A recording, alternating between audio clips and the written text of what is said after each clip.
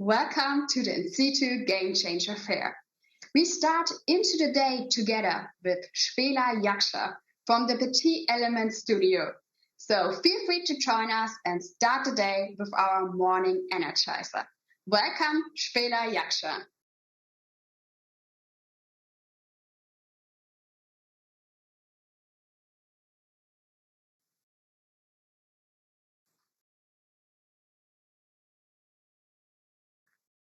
Okay. Namashti. Okay. Welcome to the short active break. You know, with our modern lifestyle, it is much and more obvious we sit too much. Sitting is a new smoking, studies say, and our bodies evolutionary were not made for sitting at all. We as a human being are made for walking or movement in general. So there is no excuses why this break shouldn't be active. So I kindly invite you to try a few new exercises to raise your lymph flow, optimize your breathing, and release tension that is made due to a static sitting. And do not forget to use those principles in your daily life, as scientists now confirm that regular movement reduces risk of inflammation, stress-related disorder, and help with improper posture. So I invite you to join me on this short journey of active break. We shall start standing, and for all of those of you with pain or discomfort while standing, you can stay in your sitting position. Let's first focus on our alignment of the spine.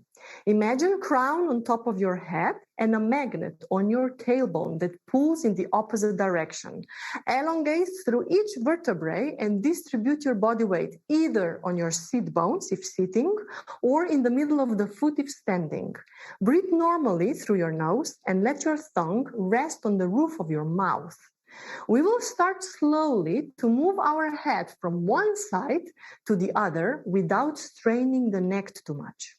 Make the movement soft and gentle, as more than 1/3 of the lymph nodes are located from the neck upwards. The head should move approximately 600 times per hour, but static sitting simply robs us from optimal function that our body was designed for. Now let's combine movement of the neck with the vestibular exercises to reduce tension in cranial nerves. When you will move your head towards the right side, move also your eye gaze with it. And when the head goes towards the left, the eye gaze follows the left corner. And let's continue. Every time you move your head, there should be an inhale. And while you lift your head, it's an exhale. So let's combine those two movements. So first the head, then the eyes, and on the opposite side, last one. And we will make a little bit of difference in the coordination of this exercise. So when you will move the head towards the right, you move your eye gaze towards the left. And let's change. Your head goes towards the left and your eye gaze goes towards the right. And let's combine it again. Movement of the eye gaze really directly influences the nerves in the brain. So it is extremely important to do such an exercises to gain a little bit more balance in order to gain more also awareness of the body. Last one.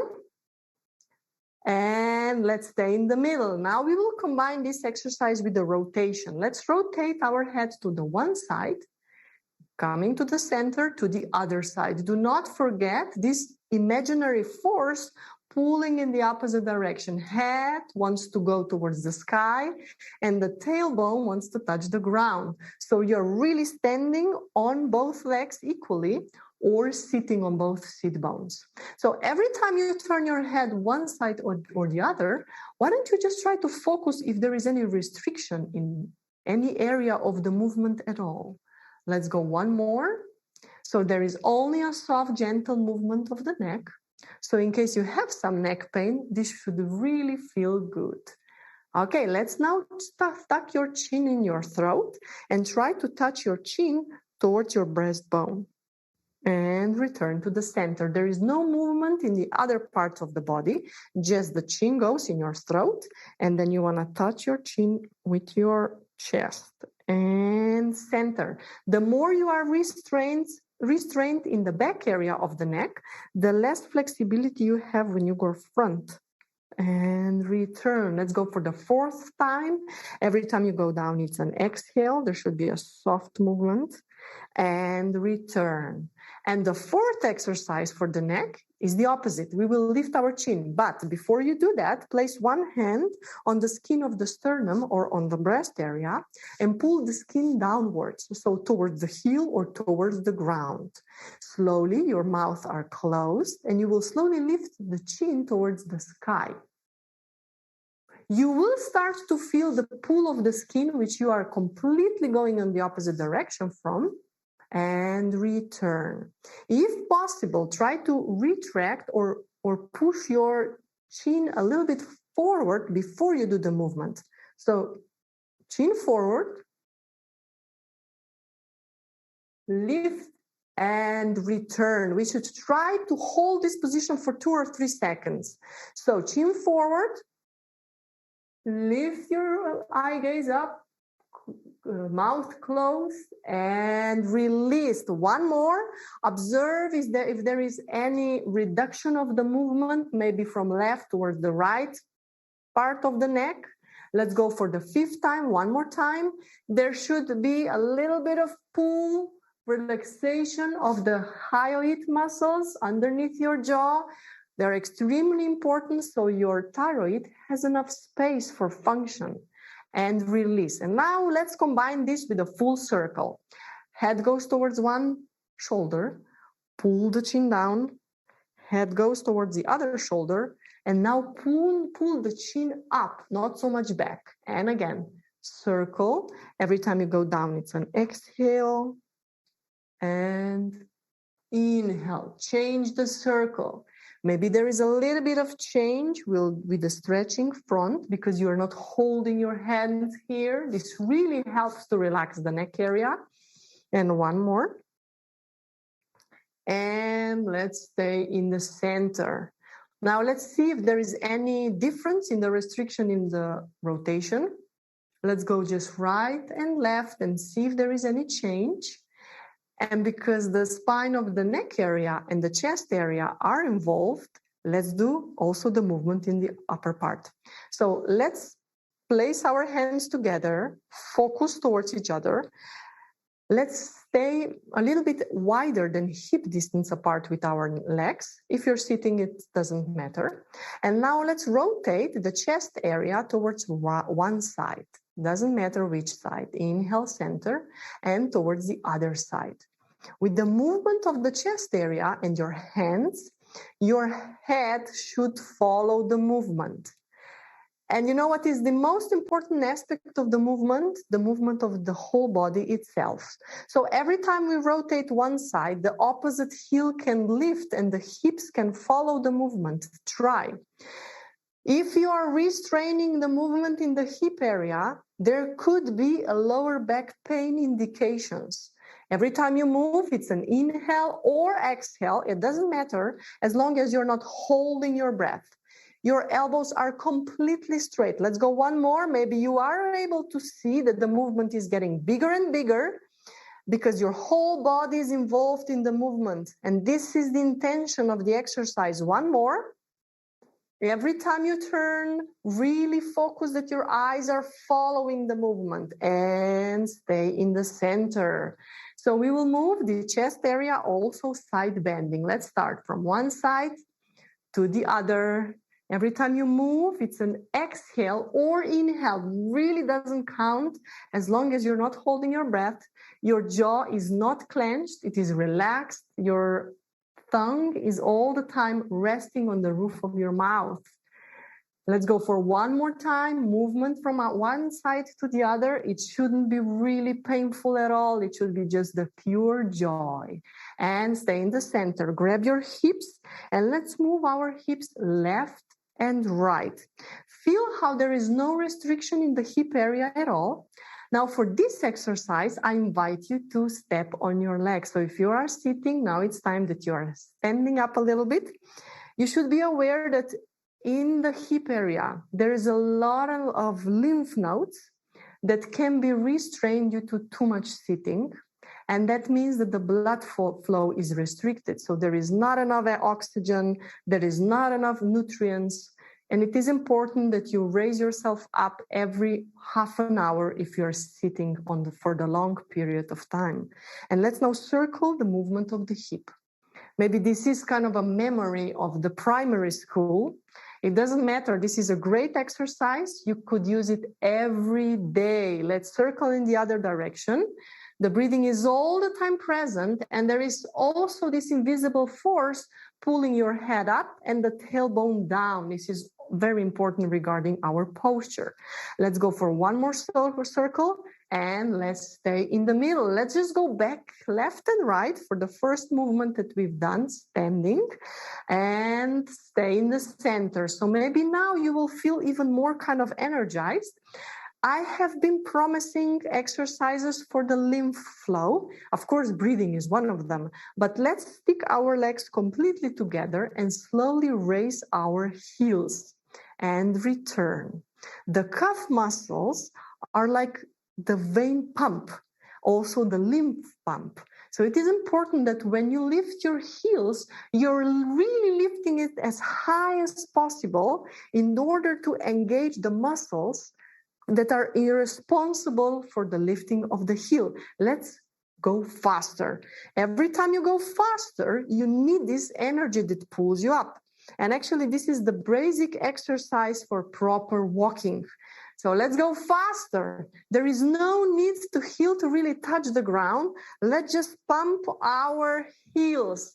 You will feel energetically. If there is a slight sensation of burning, this is my intention. Continue. Smile. Raise the corners of your mouth. This is extremely good exercise to even feel this pull of your body up. And let's go a little bit faster. We can also bounce. This is extremely beneficial for lymph as well. We are bouncing, bouncing, bouncing. So if you have only 1 minute for, let's say, half an hour static sitting, this is an exercise I would suggest you do. As a physiotherapist, I'm all the time seeing the negative aspects of too much sitting and not enough strength in the calf muscles. So this is extremely good exercise. One more time. And now you can release your heel down, step in the hip distance apart, and inhale, open your arms in a T position. And exhale. Now we will focus on our breathing. Inhale when arms goes up, and exhale when arm goes down. Let's go again. Inhale, raising your arms up, and exhale. We are slowly returning our breathing pattern to a normal level. I don't want you to rush too much. I just want you to have a little bit better blood flow in your brain in order that you will be able to continue to follow the lectures that are in front of you. Let's go 4 more. This is why this is an active break. Last one, the breathing should be silently going through the nose and through the nose when you exhale. Last one. So your hands stay wide open. Your palms are facing forward, not up or down, and you are just shifting your rib cage to the one side and towards the other. And you can really feel, because if the hips are completely straight and static, there should be a slight pull in the lower back area. When your hands go towards the right area, you should feel stretch in the left area and opposite. And again, like somebody would pull for your hands left and right. Now we can go faster with this movement. If you have any insecurity in your lower back, stay really slow with the movement. Or if you have any instability as well. One more time. And stay in the center and lower your arms down. And let's circle the shoulders backwards, because we know more or less everybody is really restricted in the flexibility in front of your body. And let's circle and really feel how this circle of the shoulders are actually coming from the scapula. The scapula goes forward, up, backwards, down, forward, up, backwards, down. Last one. And let's stay in the center. Instead of feeling or instead of having a sensation that the shoulder blades pull back, feel that they are wide open and you're just lifting and lowering your shoulder blades. I want you to have a good blood flow in your brain. I want you to be really focused and concentrated on the subjects in front of us. And now let's really kind of speed up the movement. Just continue, breathe normally, relax your belly. There is no need for you to pull anything in. There should be a soft, gentle movement in the abdominal region while you breathe. And one thing should be present. Release your shoulders down. The thing that is present is the pull from the head going up and from the tailbone going down. So there is no activation of the pelvic floor, too much squeezing of the belly area. There should be a soft breathing pattern, and see you in the second break. Have a lovely lectures. Bye.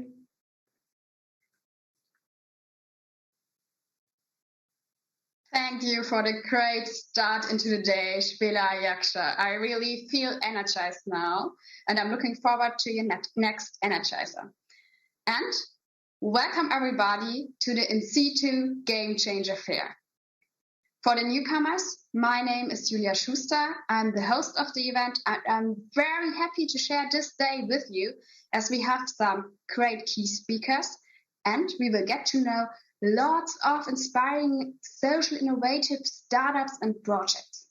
And last but not least, you will take a big part in the announcement of the winners of the In Situ Game Changer Award. But first, I would like to introduce to you Hanna Schramkova, Communication Manager at the Board of Education for Vienna. Welcome, Hanna Schramkova.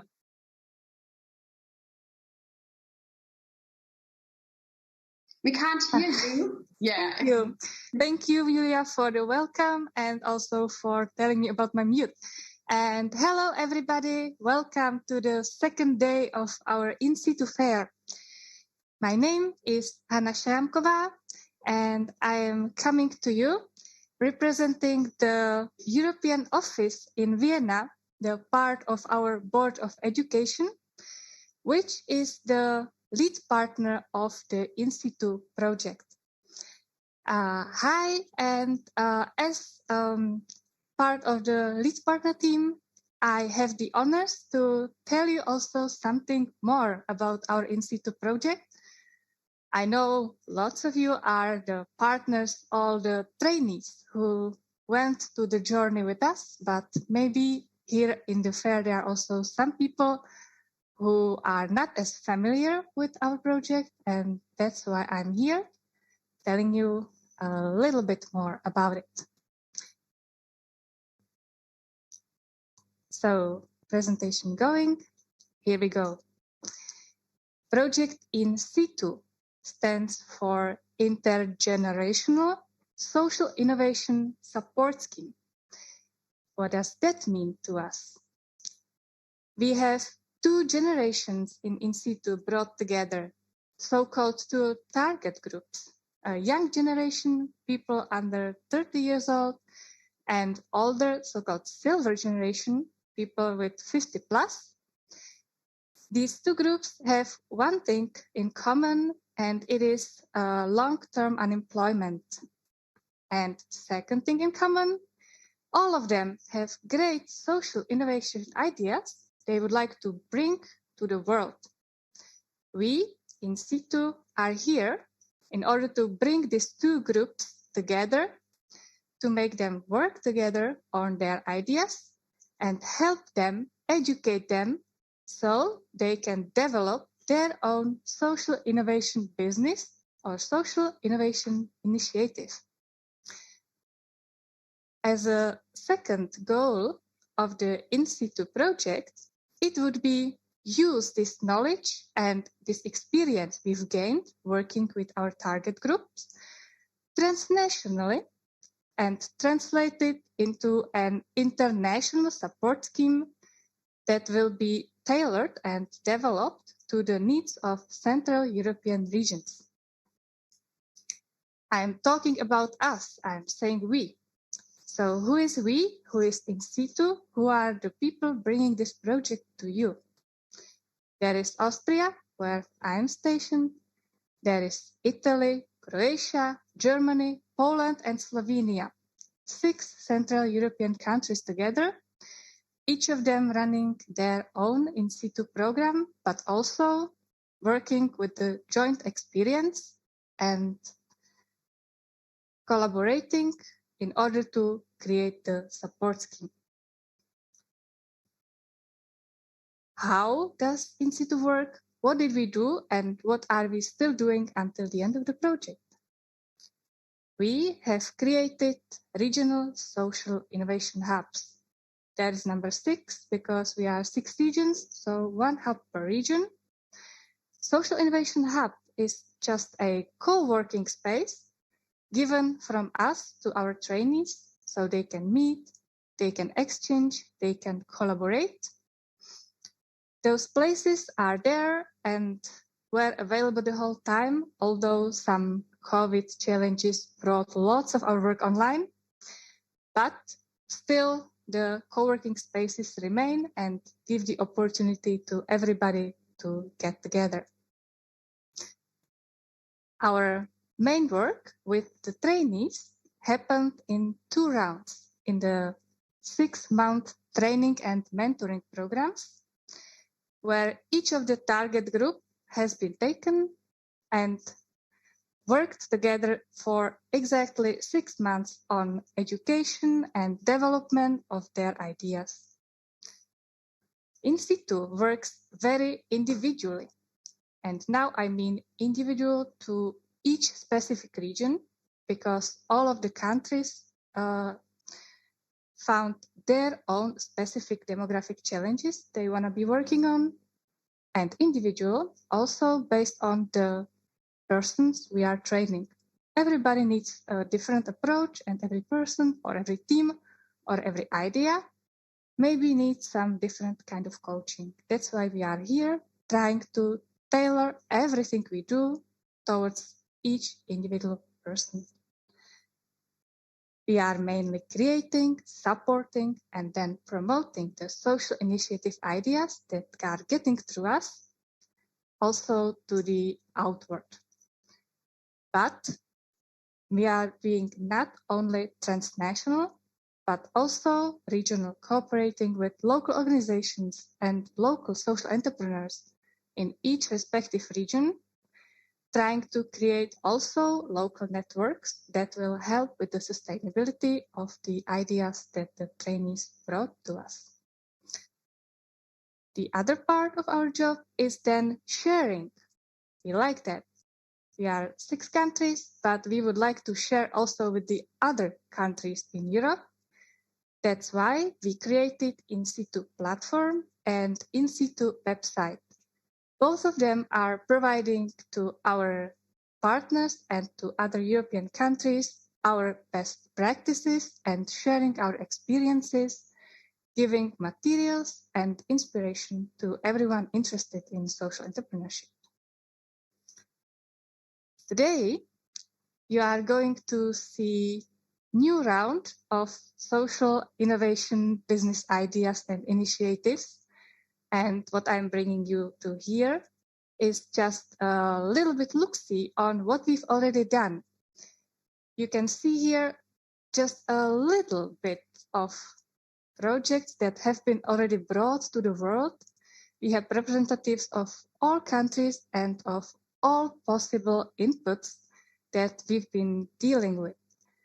There is sustainability, for example, which is represented with the company Stückweise coming from Germany.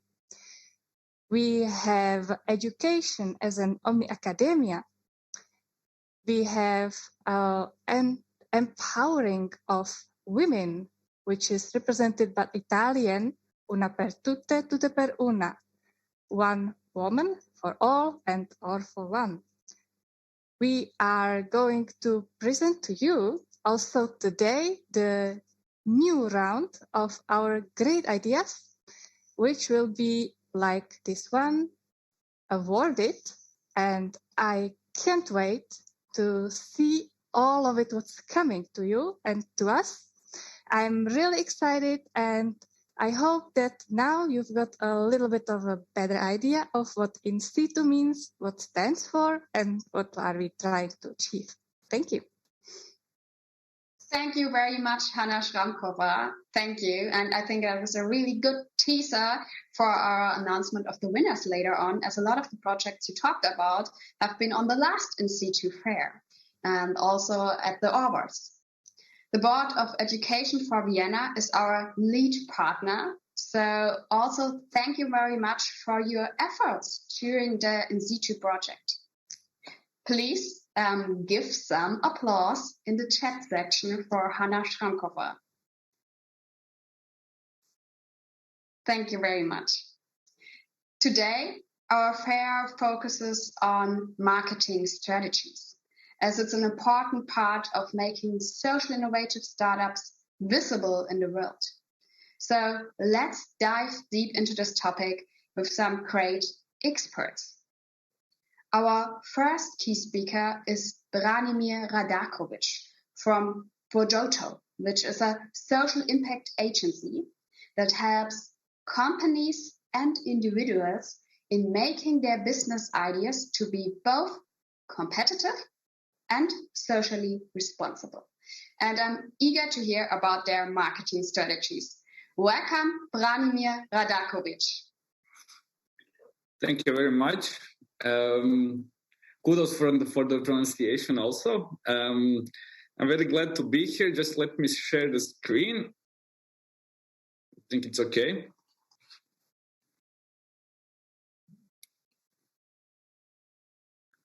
Okay, hello. As you heard, my name is Branimir Radakovic. I'm here to represent Brodato. I'm a project manager in Brodato office in Croatia.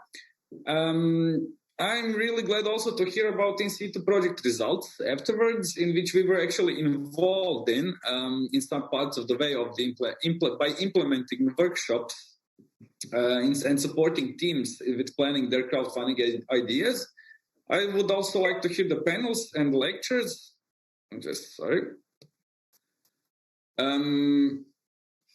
Best practices, keynotes, and I'm grateful for the opportunity to present our values and work in the context of social entrepreneurship.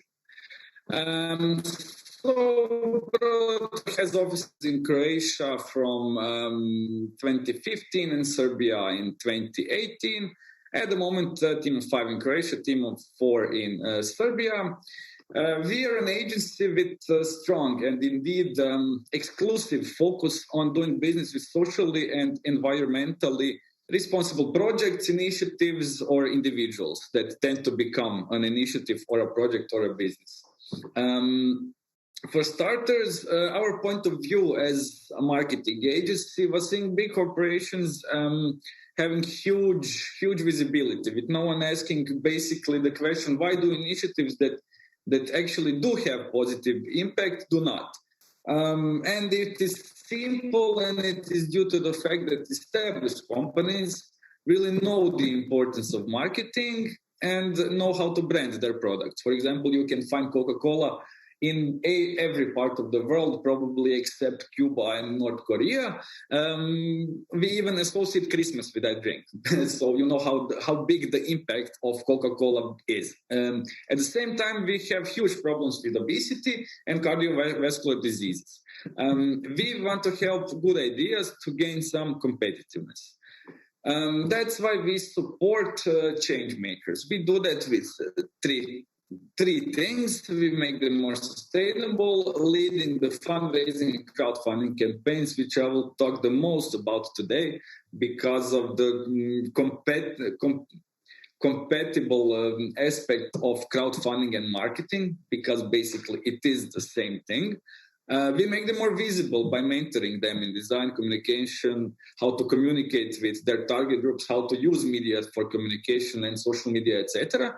And we make them more connected by organizing events such as this, like this one, where synergies can happen. We choose our projects in a way that our organization actually has benefits from income, but also where our employees grow and gain experience, But, and maybe the most important thing, as a social impact agency, we select initiatives that have positive impact. Or if they don't have it initially, we tend to create one through the process. Some of the examples of our own project that we started up. First one will be the Invisible Zagreb. That's a touristic tour led by the homeless people, and the impact here was helping these people to get a source of income, but on the other hand also raising awareness of the problem of homelessness in general public. The second idea would be the example would be the Image of War. War Photography Museum. We had a crowdfunding campaign for that project that launched the idea into practice, basically, initially without any significant or any whatsoever positive social impact. However, during the process, as part of their story, they tweaked their business model and started collaborating with NGOs that deal with refugees. We organized the Impact Conference from 2017 on. First one was in Zagreb, but then in Belgrade. We had one online with collaboration with two Interreg Central Europe projects, the Interreg Delphin and Interreg Central Sea responsible. While Sarajevo 2020 was needed to be cancelled due to obvious reasons, we made solid networking platform for social entrepreneurs, angel investors, supporting institutions, banks, NGOs, basically most of the imaginable stakeholders in the sector. We also awarded the best for-profit and best non-profit initiatives, giving them visibility and network. Now I'll stick a bit to this part, as it would be the main point of this presentation, marketing for social entrepreneurs, but in a specific way, which is called crowdfunding. This method of financing is very compatible specifically with social enterprises who lack initial investments. They're not, some of the time, most of them not eligible for bank loans. They do not apply for grants or something similar. But with proper marketing and visibility, without that, crowdfunding simply cannot be successful. That's why I say that it is really closely connected. If some of you don't know what crowdfunding is, the concept is all but new. People funded their ideas with the help of the crowd for centuries. For example, the construction of the Statue of Liberty was funded by the crowd, as well as some Mozart concert. Crowdfunding is transparent, so everyone can see how much funds you have collected, even who contributed if the person wants to be seen by the public. Transparency gains credibility. It's digital, it's online, it's easy to use, and it's fast to make the job done. No banks in between. And it's marketing. It contains a wide combination of marketing elements and type of marketing mastodon that could really bring really different benefits, but is therefore quite difficult to implement. And people at early stages of their business ideas are usually not accustomed to such detailed campaigns with so many different pieces of the puzzle. There are multiple benefits that you get from crowdfunding. First of all, that will be the promotion. Your project, if you want to be successful in crowdfunding, you will have to get the needed promotion. It's an absolute necessity, and you will need to reach your target audience. That way, you will be able to conduct a sort of a market research. If you're not a project that does market research through crowdfunding, and yes, some projects do go in crowdfunding campaigns only to do market research, you will get some positive or at least negative feedback from your audience. So you will get to know how your product, how community reacts to your product. Of course, there is community. Crowdfunding is depending on it. Either you have one and crowdfunding is then a lot easier, or you need to build one, and that's the harder part. Through visibility, you can reach investors that like your idea. This happens often, directly or indirectly. That can happen, does happen after crowdfunding campaigns and in different stages of crowdfunding campaigns, but you really can reach big investors with gaining visibility. Of course, there is media. You will need to reach out to various media channels in order to reach your target groups. This context will stay, and experience will be your benefit that you will be able to use it after the campaign, or if you will have another one. There are different types of social and enterprises and different various types of development phases. These are the seed stage, startup stage, expansion stage, and the mature stage when the revenue exceeds their expenses. So why is this important? These different stages of development are often closely related to different types of crowdfunding. For example, lower stages will concentrate on donation and reward-based crowdfunding, while more developed businesses will seek funding in loans or selling equity to potential investors. You can basically crowdfund anything from tech, music, education, community stuff, environment stuff, design, basically anything, and you can do it in hundreds of specialized platforms that gather projects related from animals to literature, technology, civic engagements, etc., etc.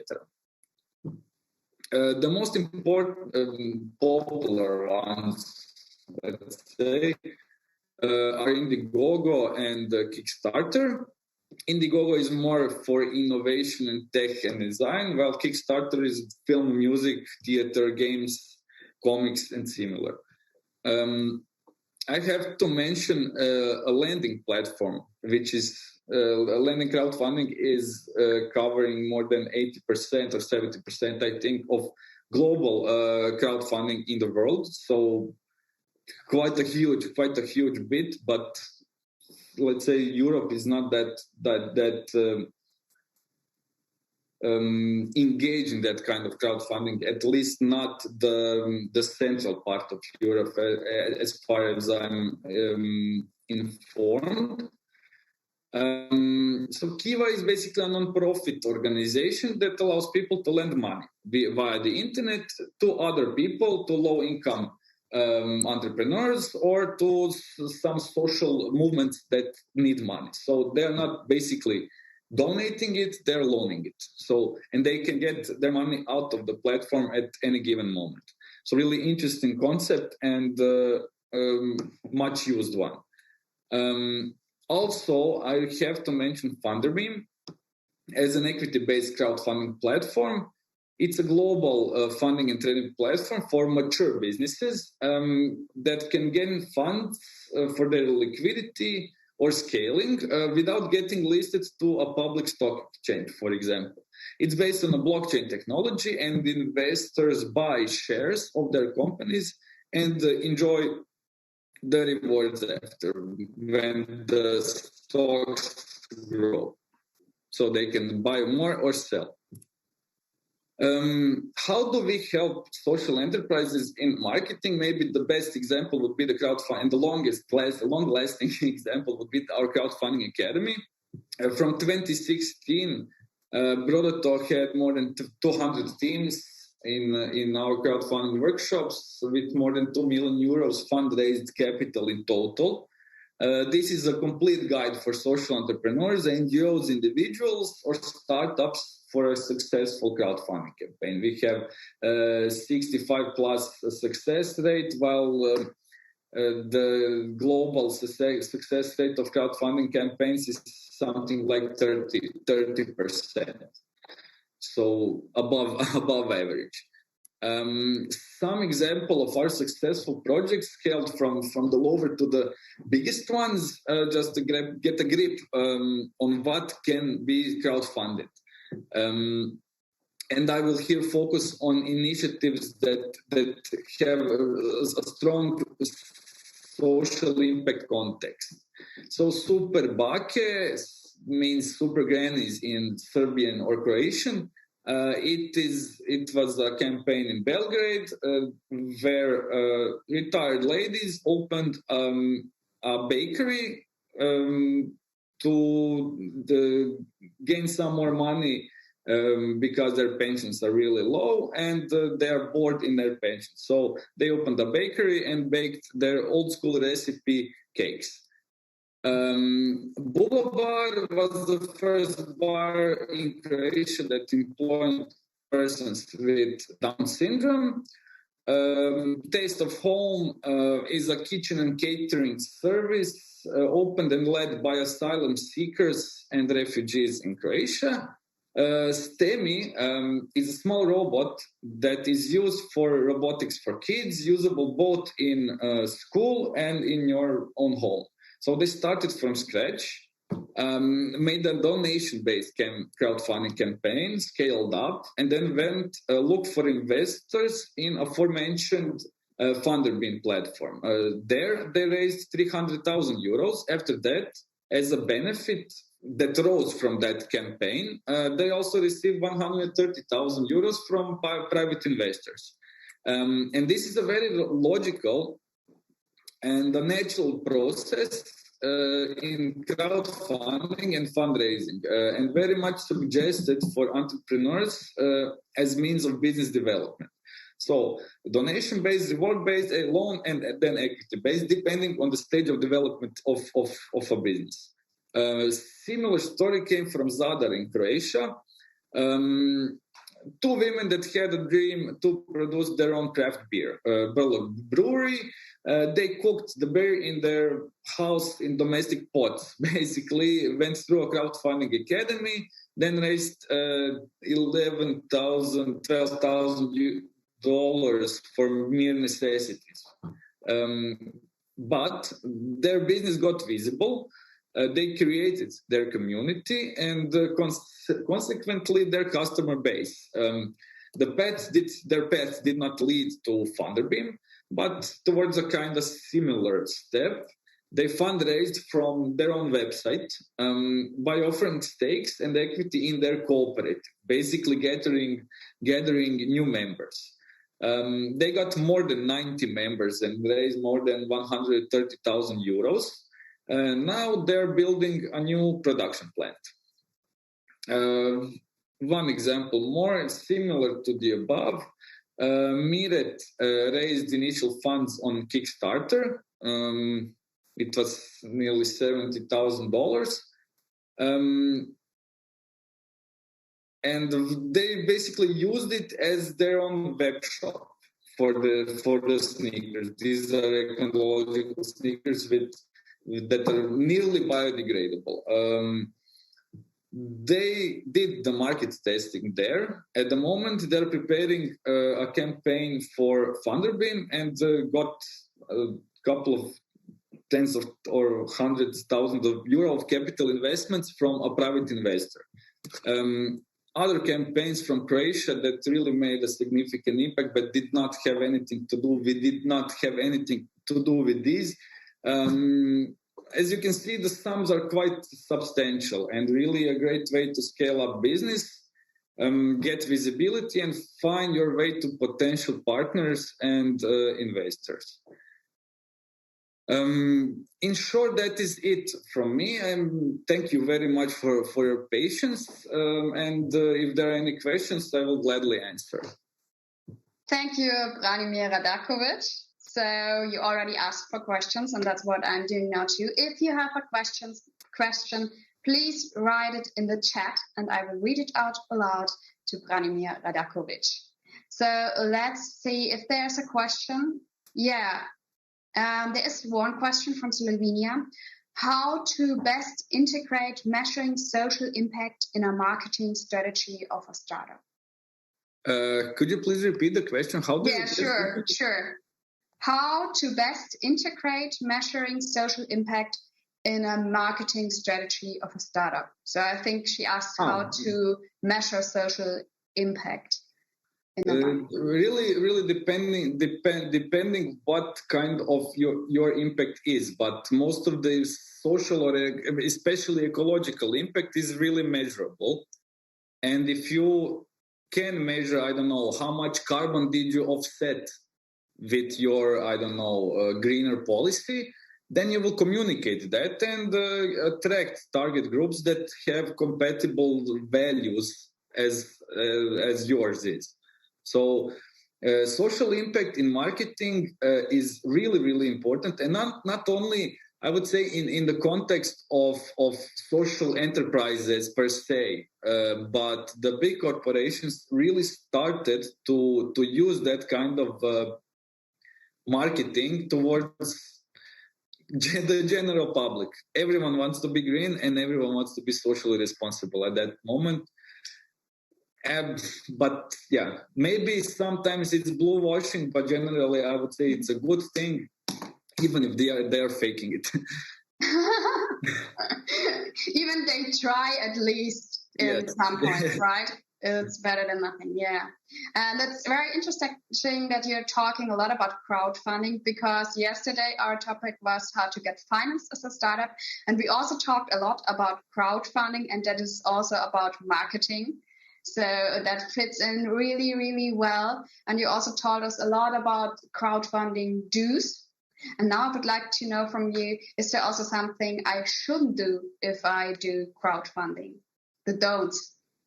The don'ts would be definitely don't do it by yourself. You need a team. It's really harder than you think. It's not easy. Don't expect that people will come to you. You have to come to them. No one will scroll on Kickstarter and look, what could I donate money today? You just need to reach them. That's probably. And the third thing, definitely, you need to plan a lot. You need to plan every day of your campaign in most detailed of the details. Every press release, every social media post, everything really needs to be planned. And what do you mean by saying you need a team? How many people do I have to have for crowdfunding? At least 3 or 4 people would be optimal, let's say. You will need someone for real media relations, like classical media, news portals and social media. That person should probably be doing the email marketing, Google ads, Facebook ads, stuff like that. You will need face of the campaign, a person that is really representing the project, like the person in charge. You will also need someone who will do your accounting and who will take care of the financials of the project, because if you do have rewards, for example, you will need to pay taxes for that. You will need to contact the customers all of the time. You will get reclamations. You will have to be present at every moment. And if one person is doing everything, that person won't be successful probably. Maybe he or she will, but it will be hard. It will be very stressful, probably. So, yeah, that's a good point. And yesterday in our panel discussion, we also talked about crowdfunding, and we came to the point that we said that crowdfunding is more product oriented, which means like, I go to crowdfunding and I want to have this product. So that's why I'm giving my money. What do you think of that idea? Is crowdfunding for everything, or is it like product oriented? Depends. It can be if it's donation based crowdfunding, then you probably are helping a cause or a value, like rainforests, like save the children in refugee children, or like you don't expect a product in return, no reciprocity. But if you have a reward based crowdfunding, I don't know, I have a stopwatch which is really cool and digital and I don't know what not.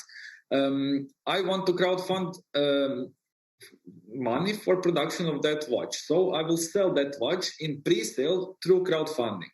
So that would be product oriented, and people will expect something in return. So then you play with the margins. You know, the watch can be a bit more expensive, but it maybe has some good angle. Like you will donate part of the money to a social or some cause. That way you will get a social aspect. But to answer your question, I don't think that crowdfunding is exclusively product oriented. It can be a cause oriented. Without, I mean, in Croatia we have more cause oriented crowdfunding campaigns for now. For example, in Slovenia they have product oriented crowdfunding campaigns for 10 years now, and it's a country that is double smaller but has 5 times more crowdfunding campaigns. It's also depending on the development of a country, how much money people earn, and the mentality. True. We have one last question. We're running out of time, but I'll just ask it and really answer really quick. So Anita from Croatia writes, Anita Privanic writes, we know we need a budget for ads and targeted marketing, but are there some free marketing tactics you could advise? Free marketing. Maybe you can check out Google for nonprofits. I know that they tend to give something like $10,000 to nonprofits in Google AdWords. So that could be interesting to some. Okay. Yeah, that's a good point. Thank you very much. All right, we're running a bit out of time, so thank you, Branimir Radakovic, for your insights today. Thank you. Thank you. Make sure to give some applause in the chat, as we can't hear you, the audience. Thanks, Branimir Radakovic. So, the In Situ Game Changer Fair is part of the transnational project In Situ that supports social inclusion. It's a training program to help young people and long-term unemployed people in the 6 regions: Austria, Croatia, Germany, Italy, Poland, and Slovenia. The In Situ program supports those people to create a social business within 6 months. And the fair and the award mark, as you know, the end of these 6 months. Our participants worked very hard to make their business dreams come true and are now able to win the In Situ Game Changer Award. Every project partner country had to choose one finalist, who now competes in the 6 award categories: biggest social impact, highly innovative, most creative solution, best video or best pitch, most promising, and rising star. On top, there's the audience award, and you, our audience, will have a special role in this, as your vote decides who will be honored with it. You can vote till 11 a.m. in the poll section on your right. So, 6 finalists from 6 different countries in Central Europe have qualified for the finals. They had to prepare videos explaining their startup ideas, and so far, only our jury members were able to watch those videos. I feel very honored to reveal the videos now. Dear finalists, I wish you all good luck. Our first finalist is Karin Kuhner from Austria with her project Wiener Radsalon.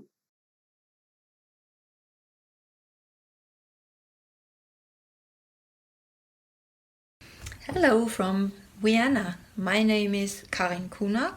I call myself a cycling ambassador working on conceptual designs around cycling.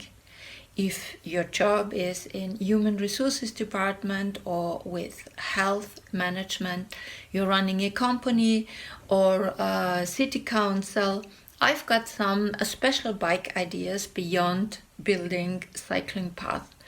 Based on my experience in campaigning and consulting, I focus on tailor-made solutions fit for human beings. I focus on social impact and people's value proposition. Why should you be interested?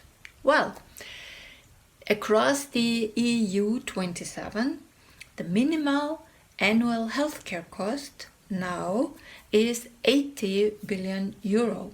210 million Europeans are physically inactive, and 66% of local European decision makers are unaware of this situation. So, let's put it in a nutshell. We have to act now. We have to get people out of the car. Let's get them on a bike. Cycling is for your health. Cycling is for climate. And believe me, cycling makes you really, really happy. All the best. See you. Thank you, Karin Kuna. Our next finalist is Anita Ladicic from Croatia. Her project is called Little Squirrel.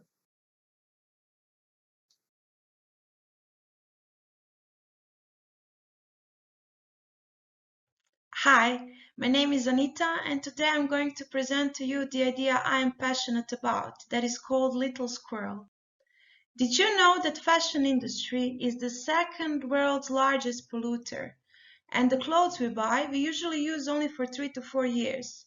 We sometimes get attached to these clothes and we unwillingly throw it away, or we just don't want to create more textile rubbish. The solution to reduce textile pollution would be to upcycle more.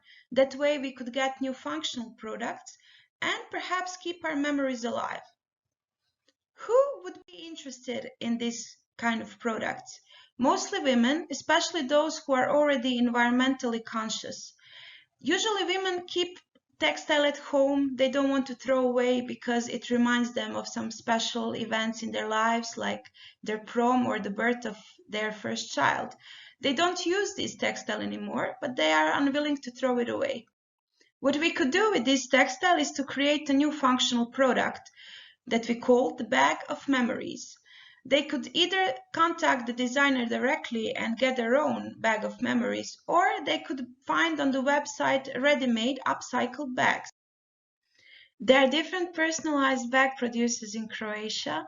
However, not that many use the upcycled materials for creating their bags, and even less focus on the topic of memories. This is the biggest competitive advantage of Little Squirrel, as well as that Little Squirrel is very good value for money.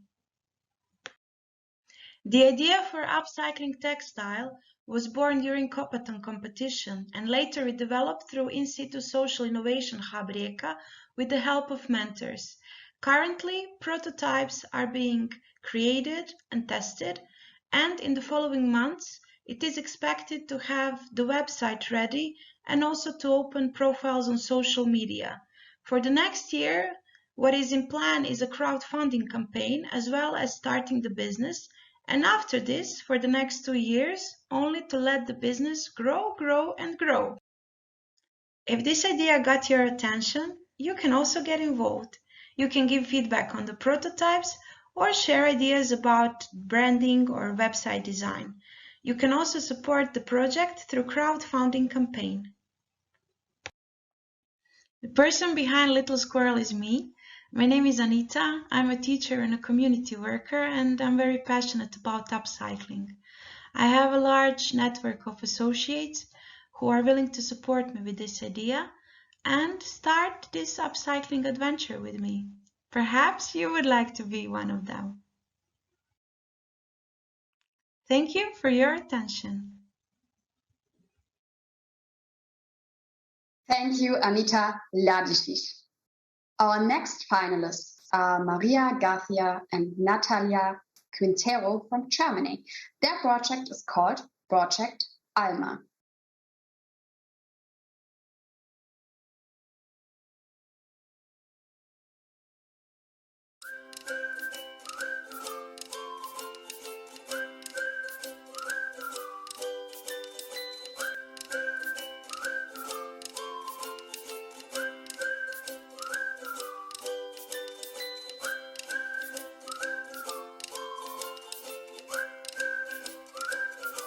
Maria and Natalia are two Colombian women living in Germany who met each other by serendipity.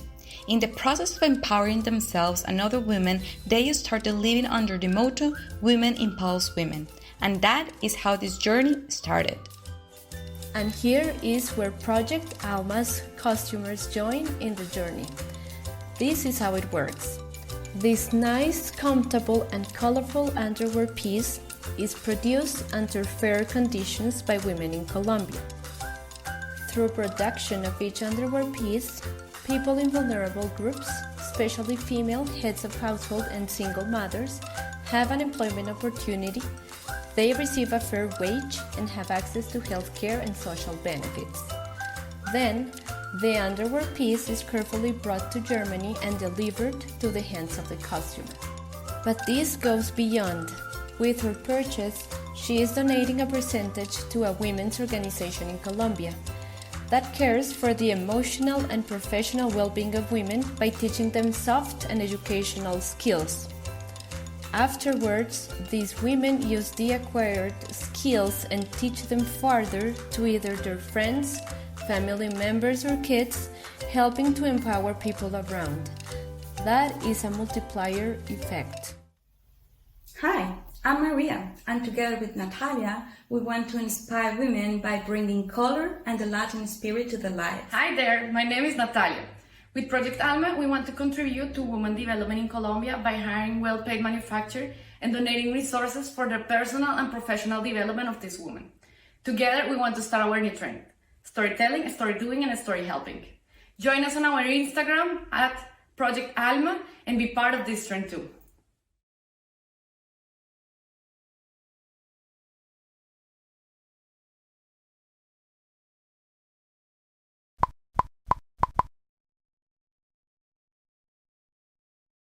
Thank you, Maria Garcia and Natalia Quintero. Our next finalist is Elisabetta Dalla Veneta from Italy with her project EDB Home Decor.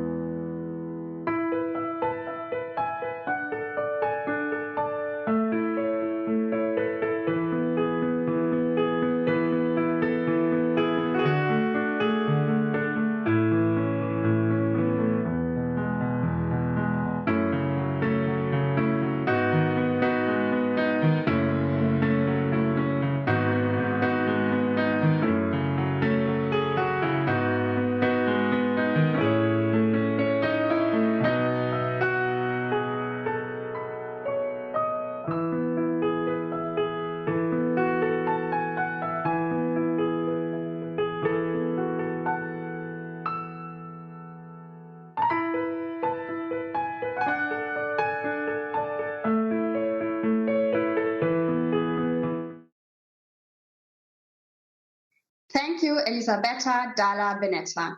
Our next finalist is Dorota Ekiat-Oldroyd from Poland. She actually represents a group of 12 people taking part in the project, and the project is called The Norsi.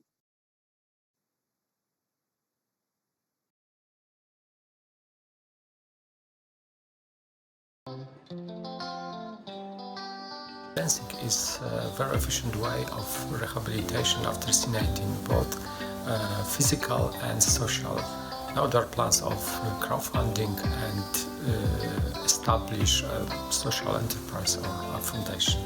Na parkiecie jesteśmy z mężem kilkanaście lat. Taniec stworzył dla nas taką rehabilitację.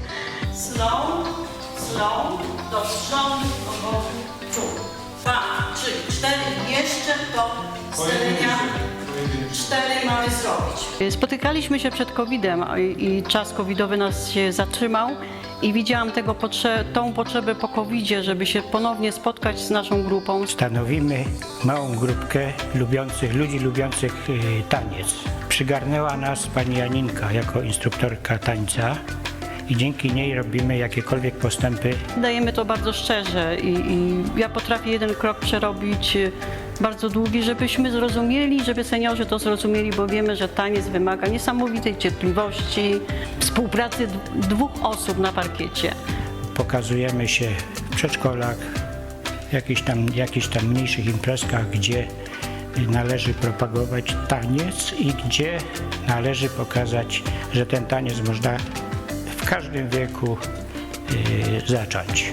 Spotykamy się dla rehabilitacji, dla przyjaźni, dla osób, żeby innym też przekazać, że seniorzy również potrafią coś przekazać od siebie. Taniec to jest forma rehabilitacji i to bardzo. Także pokowidowa jest jak najbardziej wskazana. Ja uważam, że trzeba się ruszać.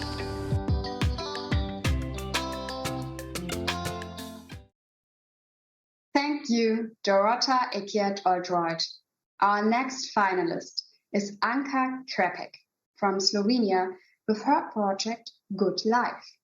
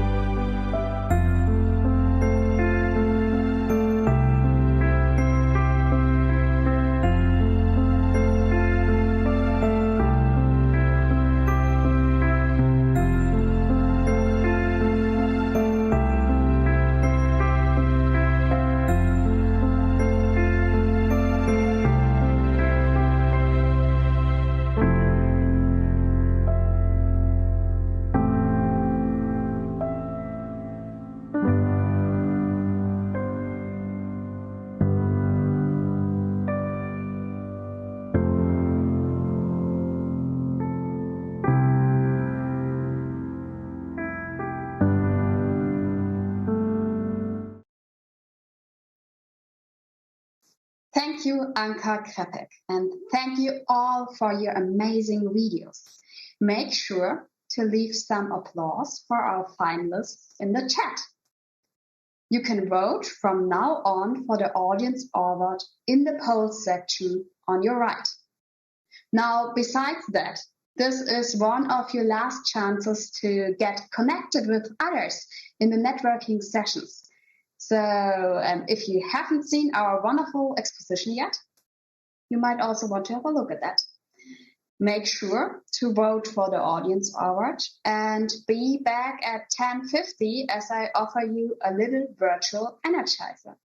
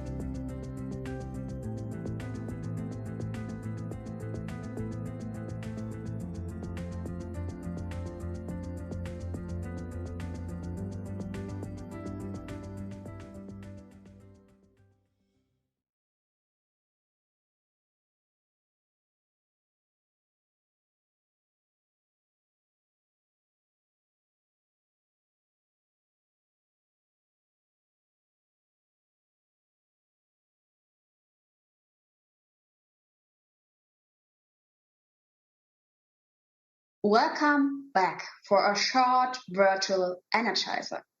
I hope you had a nice stroll around the booths and some great networking sessions. And if you haven't voted for the audience award yet, I would like to remind you that your vote counts until 11 a.m. and you can vote in the poll section on the right. So, for now, I would love to get us to know each other better. And if there's still time left afterwards, we will do a short spot energizer. But first, let's start our first community action. So I'm sure people watch the stream all over Europe, and I would love to know from you, where are you at the moment? In which city? In which country? So let's really collect as many countries, as many cities as we can get in the chat. So just write me in the chat, in which country in Europe are you at the moment? In which city are you at the moment? So I would be really curious to hear that.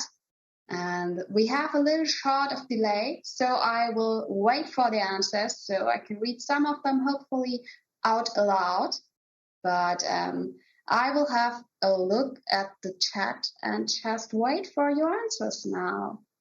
I would love to get some countries and cities collected. So I can do the start if you want to. I'm right now in Munich in Germany. So we have our first cities. Croatia, Rijeka, nice. Maribor, Slovenia. Stuttgart, Germany. Oh, Freiburg, also Germany. Stuttgart is very present at the moment. Backnang, Germany.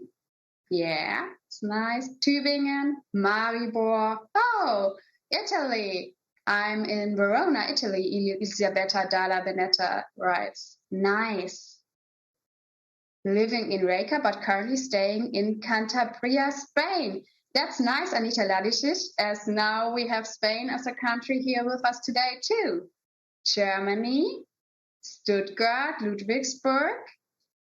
I feel that Germany is quite present. Slovenia, Ljubljana, very nice. One of Ljubljana, Slovenia, and Maribor. So that's a lot of different countries we have collected now. Oh, Austria was missing. That's true.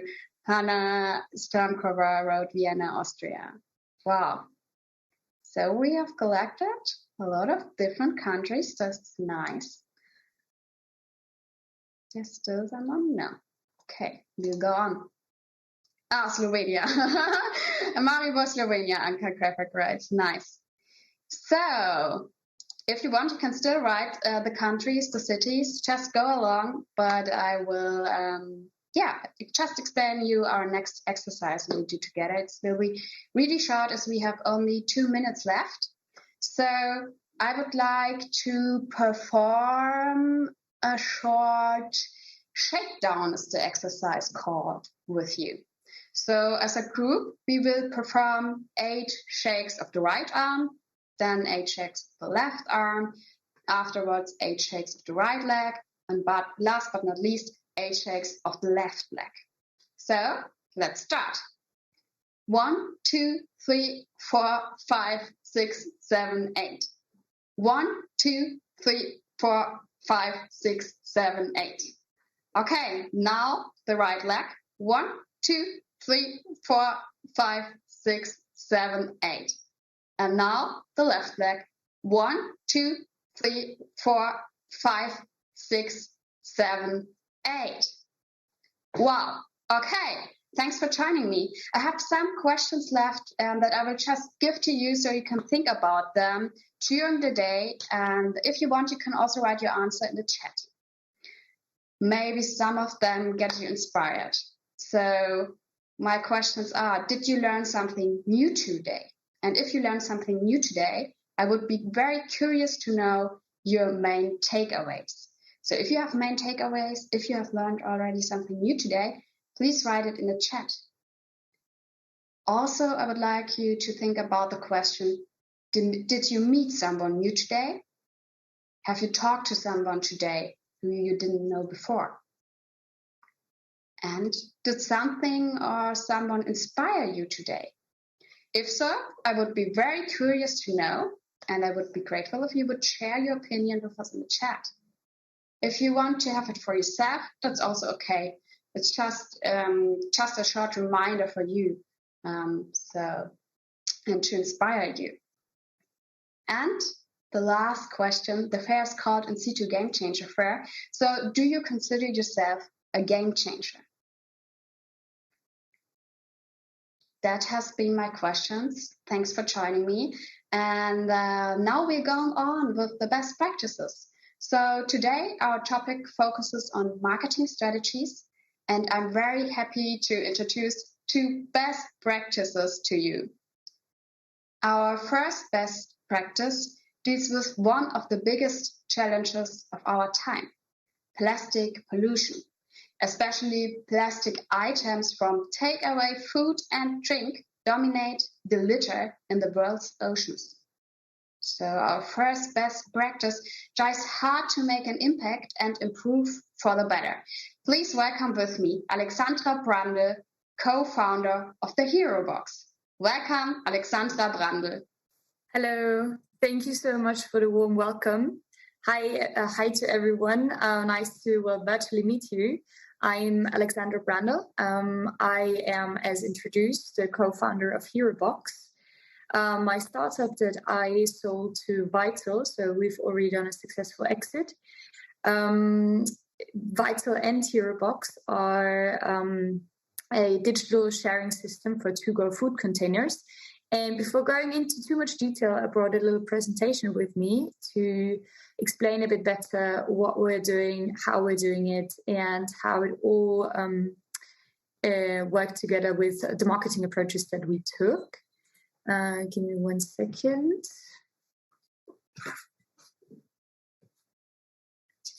Okay, here we go. I hope you can all see my screen. Just a little confirmation, please. Thank you so much. Yes, we can see it. So, hello again. So we are Vital. Now I am here in the name of Vital.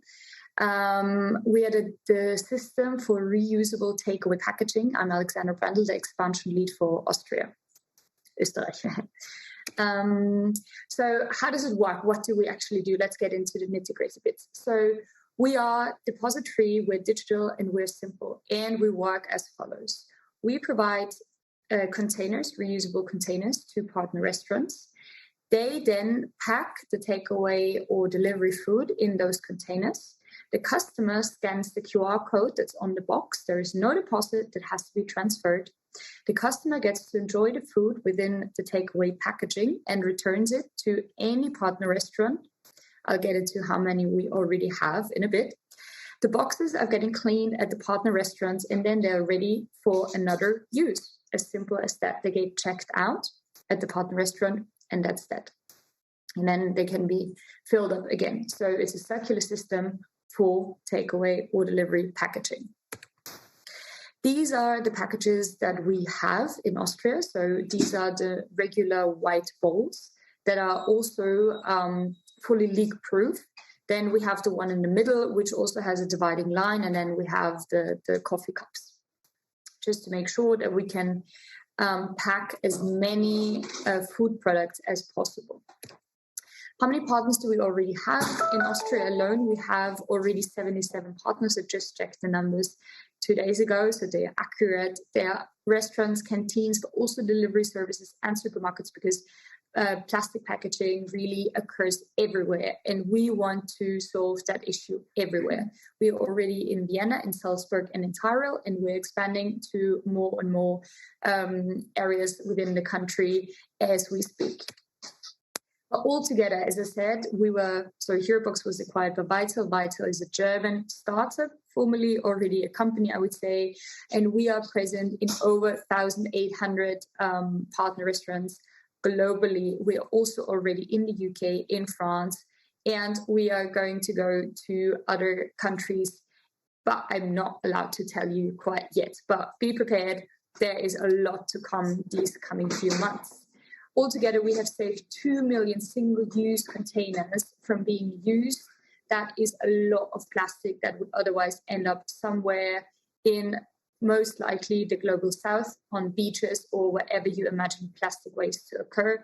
And I'm very happy to say that we are doing our very best to avoid this problem from even happening in the first place. What were our marketing strategies, which is probably also the most important thing for you? Well, we have 3 main channels.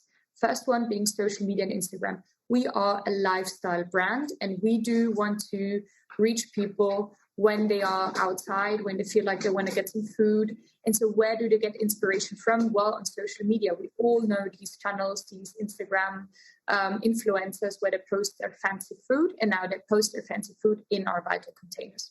Second, we do also do calling and emailing and really reaching out to partners. It is a tough job, yes, but we love to do it. And this is still one of the most effective ways of reaching people, just calling them, just sending them emails, because at the end of the day, we're all in the same area, so all in the food sector, and we all want to fight single-use packaging waste. There was not a single partner or consumer that said, no, I like single-use waste. So everyone wants to know about that solution, right? And third is, again, a fun one. It is events, it is PR, it's just going to the community and, making reusable packaging really successful, fun, and eventful, active, just something that you really want to use, right? How is all of that possible? It's been a lot. We have scaled so broad, so quickly. And the reason why this was possible was our dream team, our founding team. So from Vital, our 3 former BCG employees, they said they now don't want to just do strategy, but they want to do strategy really for a good reason. And so they immediately were able to scale up the team to 60 employees in 3 countries, including Austria with me. And we are all connected through one vision, which is we revolutionize the way we consume food. Thank you so much. I'm very happy if there are any questions or any follow-ups. This is my email. If you have anything that you want to discuss with me, anything you want to ask, or best practice that I can share with you, or some connections that you want to build, my email address, once again, is alexandra.brandl@vital.org.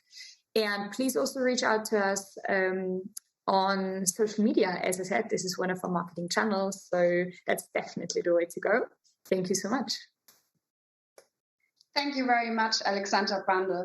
So if you have questions for Alexandra Brandl, please write them in the chat and I will read them out aloud.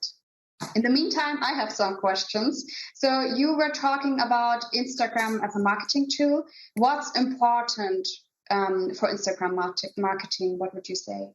Yes, so please, all of these questions, send them out, because I think this is what really makes this conversation right now so valuable. So getting to social media, what's important? Stories. What we found really my first learning, you all know how social media probably works, right? So I don't have to explain it, but what really was the success factor for us was stories. Get your followers engaged, make videos, even personal ones. So the stories that made the biggest impact were stories where I literally filmed my work, where I was just, I'm on my bike, hi, I'm riding, it's nice sunny day today, and hey, here are the boxes, I'm delivering it to this and this partner, and then connect it to a partner. So when you get handles in, then also people who are following that partner and also see that story then, right? And it can be reposted. So first learning, make stories, make engaging stories, make video stories with handles. Second was we followed a lot of people. So we really made sure that we were following the people within our group. So all the food bloggers in Vienna, but also in Austria, we followed all of them. Because first of all, that again gives you a better reach. So these people know you already. Plus you get to see what their content is, because ultimately you want those people to repost you, right? Just like I said, social media has to be engaging and people have to, we ultimately want people to know about us through Instagram and through these influencers, because it's just the most useful thing to to do for users, right? So make sure you follow, a lot of people follow the right people.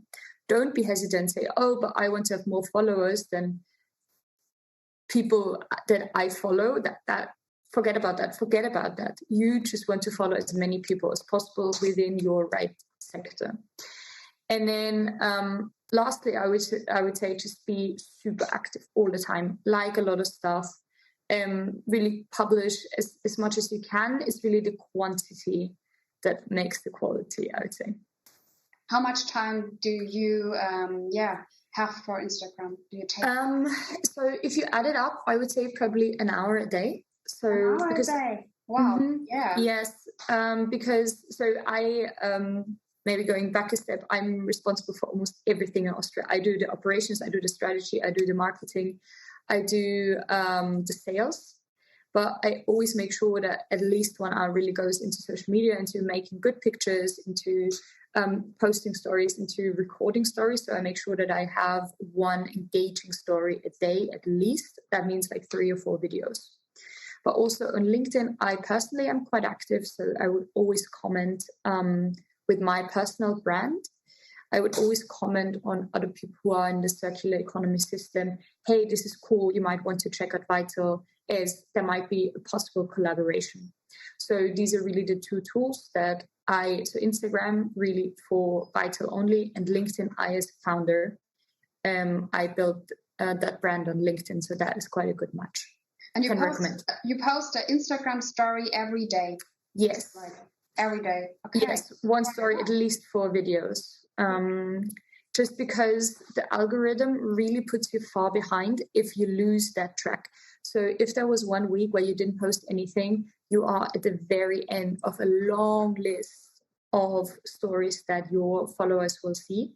And if you are already at the 20th story, no one will look at you, and all the effort that you put in is just useless. So really make sure you're always on top of your game, and each day post an engaging story. At the end of the day, it doesn't really matter if the picture is perfect. It doesn't really matter if the lighting was perfect. It just matters that it's engaging. It can be fun. It can be really your face, just filming yourself saying, oh, something really cool just happened and I want to tell you guys about it. Because people are on Instagram to also see you personal. And that's what people, like I myself, I would always stop if some like a nice face tells me, oh, something amazing has happened, and I don't stop where there's just another ad. Yeah, it's true. We have another question. Do you take pictures yourself or do you have a team? Both. So I do have a team in Germany, and they already have quite a large stock of pictures from our boxes. But for the stories, I really do them myself. Mm-hmm. Okay. And do you also use Instagram ads? Yes, we did use them when we were still at Eurobox. They are very effective. You spend about 40 euros and get a pretty far reach. So I would highly recommend it if you have a budget of like 200, 300, 400 euros. It can span over like 2-3 months. So I would calculate roughly 300 euros, which would make sense when you always spend like 40, 50 euros. And I would say rather place ads on the feed post that you make. We saw that had quite a good impact on our following number and on the likes that we got.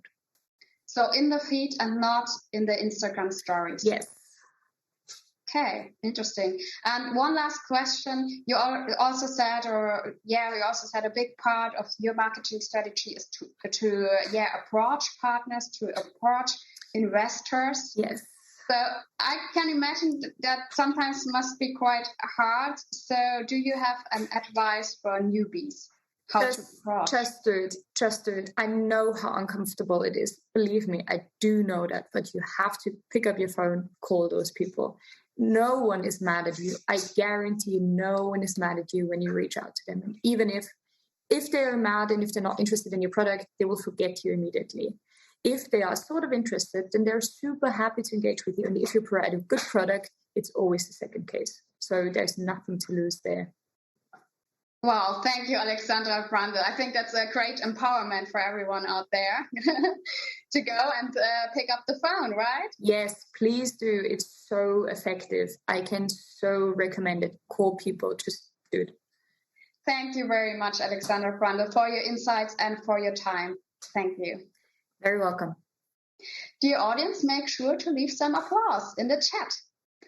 Our next best practice is called EQUO Garantito, which is Italian and can basically be translated to guaranteed fair.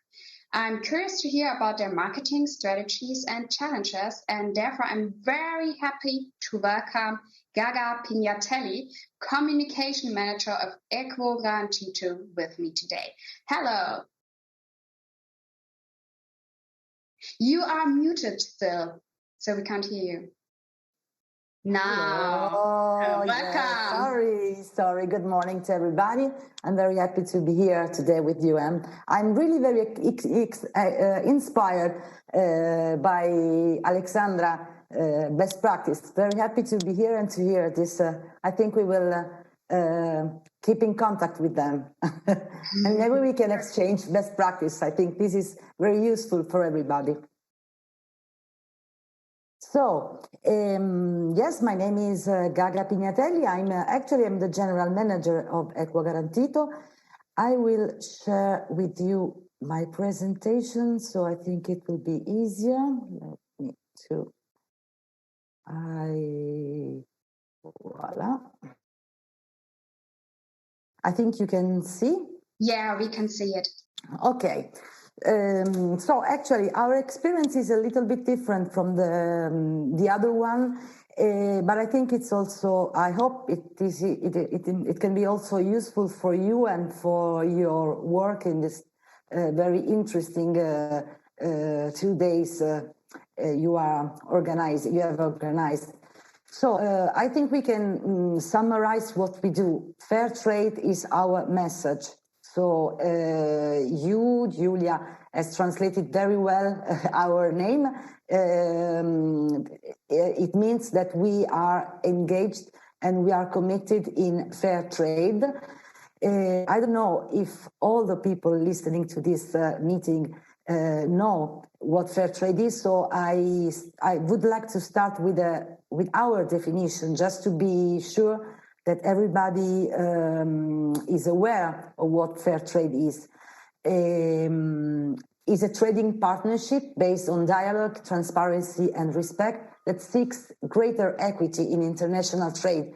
It contributes to sustainable development by offering better trading conditions to and securing the rights of marginalized producers and workers, especially in the South.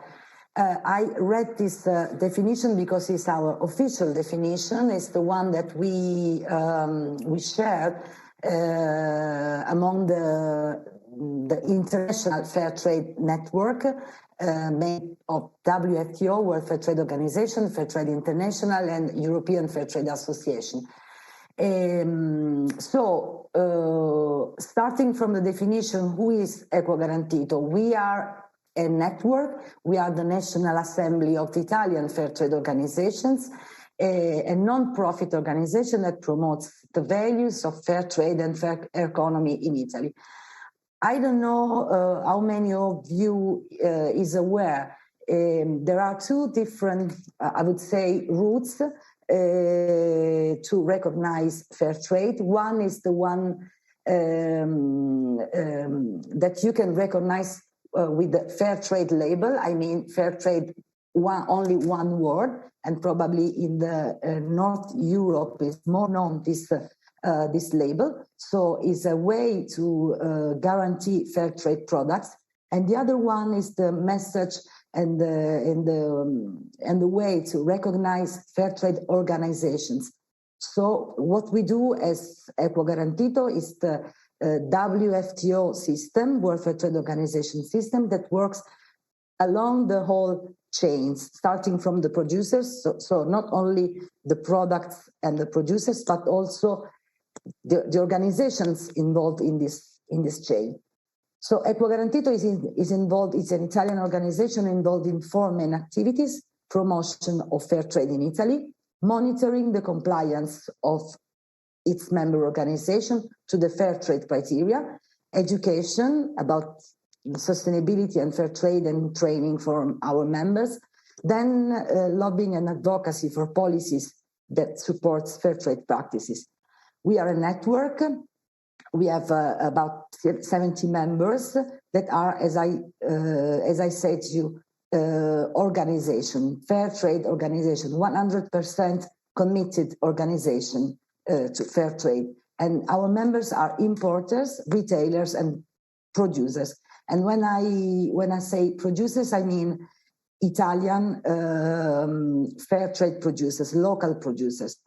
So I put here some data. I don't think it's important now to tell and you can read, and I hope that then you can also share the presentation. So these are our numbers, and everything is available on our website. We have an annual report where all these numbers are there.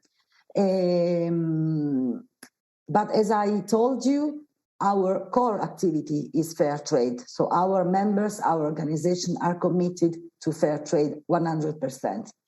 We are a network involving a lot of people, about 500 people working in fair trade. Most of them are women, and I think this is also very important to mention. We are not only committed in selling products, but as I told you, fair trade organizations are committed in selling products and educate and make people awareness of the inequality. And so we offer an alternative. So we spend a lot of hours in education activities and trainings and promoting campaigns. So our key messages, and these are the messages on what our strategy or our communication strategy is mainly based. Social impact, because the 10 principles of fair trade specify the way that fair trade enterprises are set up, and we have to ensure they put people and planet first. So our message is quite clear: people and planet first. And what we do, we as Equo Garantito try to do a work of verification and monitoring, because we want to give to our consumers, to our institution, to our network, that our principles are actually respected. So we cannot say something without giving a concrete, a real tool to measure and to see that what we do, what we say is what we do. Second key message, sustainability. Our organization maximize the use of raw materials from sustainably managed sources in all the stages, buying locally when possible, of course using production technology that reduce energy consumption and use renewable energy technologies. So of course people and planet first means that they should go together. They should go the same way. Environment and respect of human rights are the faces of two faces of the same medal. So starting from our values, what we actually do, we provide to our members tools. For example, our members can use the label that say that they are Equo Garantito organization to their products. Here there are some examples. We support our members to participate in national and international events. Here you can see this is an international on the right side of the slide. This is an international fair last September in Milan. So we try to support our member to this kind of work, and of course they can use the label on their products. It means that they can show that they are monitored and somehow they respect, they can assure that they respect the fair trade criteria. Then, as I told you, education and campaign activities, and we provide communication materials, for example, for organizing the activities during the World Fair Trade Day that every May happen all around the world. So we give them tools, I mean, leaflets, banner for the website and things like this. Then we have an e-learning platform, FairShare. It's also it's a free e-learning platform. You can register then, and you can find a lot of courses. There are also many courses in English and also in other languages. So it's open to everybody, and of course we are also open to host. If someone is interested to host courses, of course, about fair trade, sustainability, the focus is always this one. So if there is any organization interested, we can host courses, and it's free. So it's an instrument for everybody. It's a platform open for citizen businesses and local administration. Then, last but not least, last year, and actually also this year, has been quite difficult for us, for everybody in the world. And we, as Fair Trade Organization, we faced a hard time because we were not ready. As it's not, of course, no one was ready to do this. But from our point of view, we didn't know exactly when everything started. We didn't know what to do. We are a network, an international fair trade, but we are. All the network is made of small organizations, not so strong organizations. So what we see at that time is what we experimented is that solidarity is not only a word sometimes, or this time actually. I mean, the network started to react, and we face these different challenges. I put there two of the challenges we face is digital readiness. We were not ready at all for this different time of making business. We were delay with the supplying, but we learned that together we can be stronger. And we started in a creative way to do e-commerce, also, as Alexandra told, calling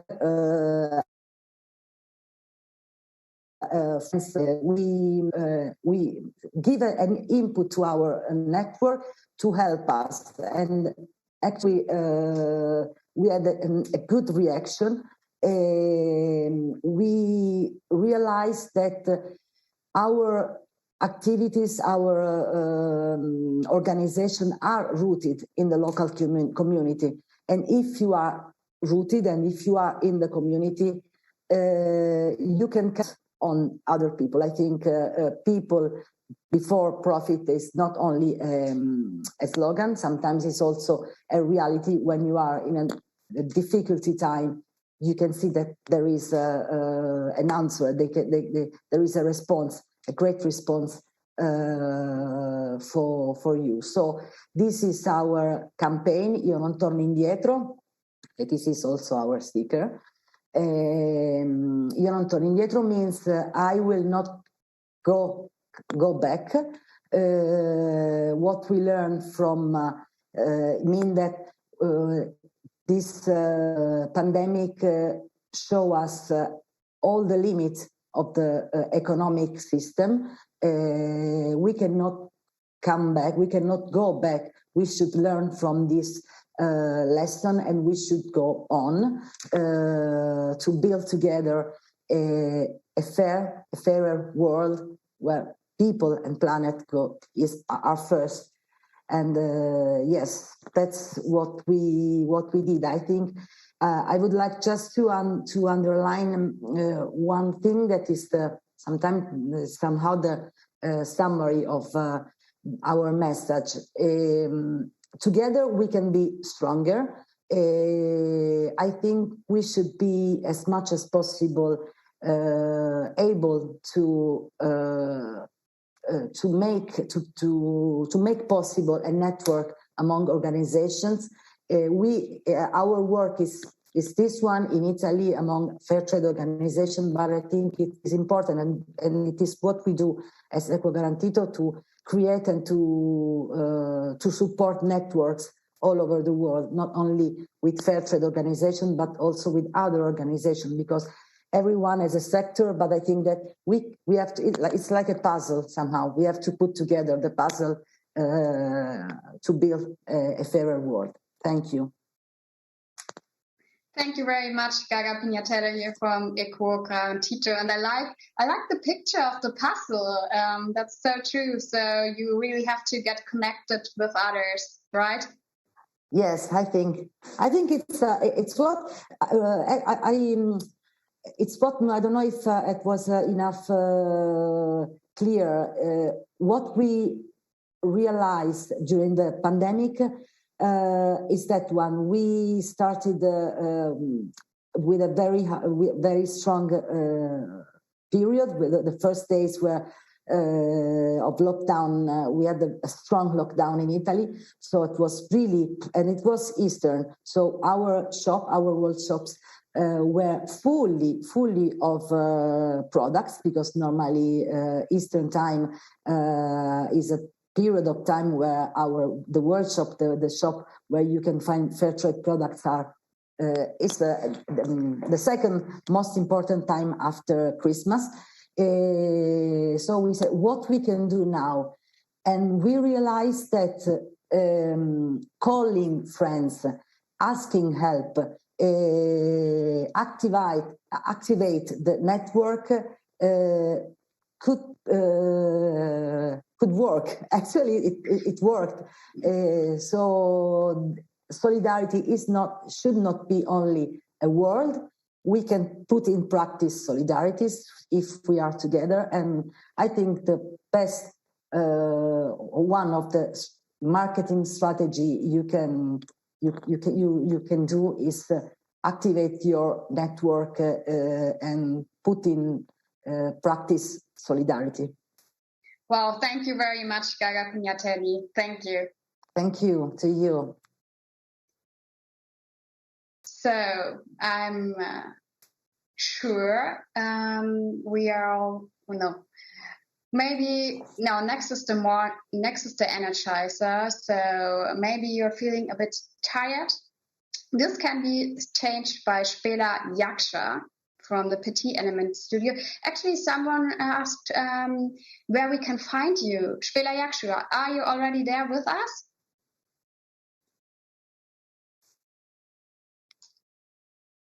Spela Yaksha, isn't she there? Hello?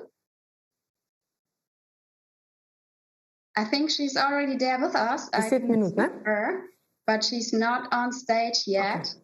Spela Yaksha, can you hear us? Welcome to the stake, which we will start standing, and for the beginning, we will totally release the stress out of the body. Are you ready? As we all understand that human movement should be complex and full of variety regarding planes of motion. And those planes of motion help muscles and fascial system stay hydrated with optimal nutrients and oxygen flow. So in this second part of Active Break, I have a special surprise for your body. Let's build things up a bit. Let's make more movement and bigger movements, not necessarily faster, but search for maximum range of motion in order to release body tension that normally builds up because of stress, dehydration, improper breathing, or even bad sleeping habits. So let's first shake tension out. I kindly invite you to stand again and literally shake tension away from your hands first, and then we will use our legs that will follow. It is shown that this strategy, shaking strategy, helps relieve muscle spasm and tense nervous system, which can be a primary driver of pain and discomfort. While shaking your hands and legs later on, breathe normally through your nose without jaw being clenched together. Those small details matter a lot, and it can be a game changer in building too much stress throughout body system. Let's start to shake one leg now with the challenge of standing on the other leg. And we will switch legs in a matter of seconds, but meanwhile, try to totally release ankle and foot in order to decompression sets into your nervous central system, and especially check how are you going on with the coordination and balance on one leg. And it will be very interesting to see if there is any difference on the other side. Let's see it. Shaking of the hands continue, and let's shake the other leg now. This is actually a normal strategy in nature. If you're looking for what animals does after or do after the stress, acute or chronic, it always shakes. So you can use this as a tool in your life, in your future, that you can shake the tension off, stress off, and I can guarantee you this is really helpful in order to release the tension in the body. Okay, stand on both legs, release the hands down, and just feel the tingling that is all the time present now after shaking. As I promised you, it will be a little bit of different flow in the movement. So I'm going sideways, and we will start with the bending of the legs, or I will go in this side. So bend your legs and straighten it up. Let's start. Slow bending and stretching is actually very normal movement of the body. We are mimicking the walking. Let's go one more, and we will combine arms. The arms go back or behind the body. I have kind of told you about the fascial system, and the fascia is very, very new and modern way of looking of the body, because there is definitely more than just muscles. And press forward. So inhale down, exhale, press forward. You can use these exercises even in a working space. The only thing you need to do is stand up and press forward. Every time you stretch your legs, you can squeeze your bottom. So going down and squeezing your bottom. Inhale down. Exhale, press your hands forward. And again, elbows can go back as far as they can in order to stretch a little bit of the joint capsule of the shoulder and front. And 4 more. And exhale, because we have a lot of muscles in the leg. Use them while you stretch. Both legs should be used. And you know where is the biggest pressure? On the heel. Every time you straighten up your legs, there is a heel activation going on. 1 more. And exhale. 1 leg steps forward and return. Another. You are just stepping forward in order to use the stretching in the ankle area. This is so regular and normal movement while we walk. But yet so many people have a lack of mobility in the joint, in the toes. Let's go 1 more. Every time you step with the right leg forward, you lift the left leg and imagine you want to kneel and return. Another side. Feel or take your time, feel the stretch underneath your armpits and feel a little bit of stretch also in the area of a thigh. And when you're looking up, feel the jaw is not clenched. The breathing is normal. Feel the presence of the flow while you move. And feel how you're pushing from the front heel. 1 more. Imagine you're like a cat in the morning and you want to stretch yourself out and release. Now we will step 2 distance shoulder apart and you will bend the legs, straighten up. It's actually very similar exercises before, but now the legs are really open. If you're looking at your feet, they're slightly separated, meaning that there is a slight outer rotation in the hip joint. Last one. When you go down, your arms reach forward or up. Inhale and exhale. It feels like you want to clap and exhale. One more. And exhale. We will change. You will lift your arms now, and when you go down, your arm stays even higher and reach. So when you are sitting back, your arm stays higher. So I'm giving you a little bit different movement than before. Everything in your body is involved. Last one. And forward. Now place your hips one side and bend over. And do the opposite. And stay a little bit longer in that whole body stretch. Last two. Both knees are straight. Last one. Feel the stretch throughout the body. This is what we are missing if we sit too much. Bend both legs again. One leg straight, another. And just kind of bounce yourself right and left. Right and left. Last two. And one. Stay with the right leg completely straight. Lean on the opposite knee. And arm goes just above your head. For 3, 2, 1. And change. Kneel on one hand. Straighten your arm up and go towards the opposite side as your heel is. 3, 2, and 1. And now let's stretch our piriformis muscle that can contract and trap your ischiadic nerve. Hold the bottom of your leg and sit on the imaginary chair. The ankle goes through the knee and you're sitting, your spine is straight. Smile, enjoy the position. Stay here for 30 seconds, breathing only through your nose. Feel the stability. This is exactly why we were standing on one leg in the beginning, in the preparation mode. And release. And let's go on the other side. So the ankle goes through the knee or leans on the knee. You sit on the imaginary chair. Go as low as you can possibly go. If necessary, grab a chair, lean on your wall, whatever you have to do, just stay focused and concentrated for 30 seconds and feel the relaxation of the ischial nerve.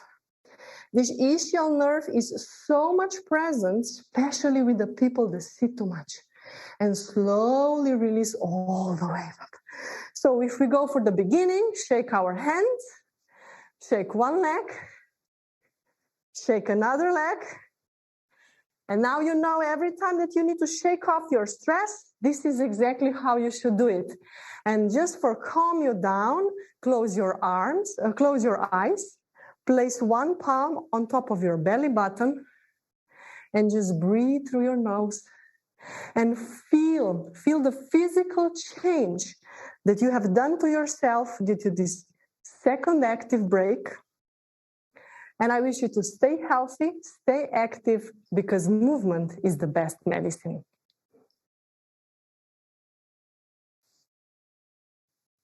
Thank you very much, Spela Yaksha. I think she can't hear me, but someone asked where she can find Spela Yaksha. So she is from the Petit Element Studio in Ljubljana. Now, I would like to share a short video about our In Situ program participants with you.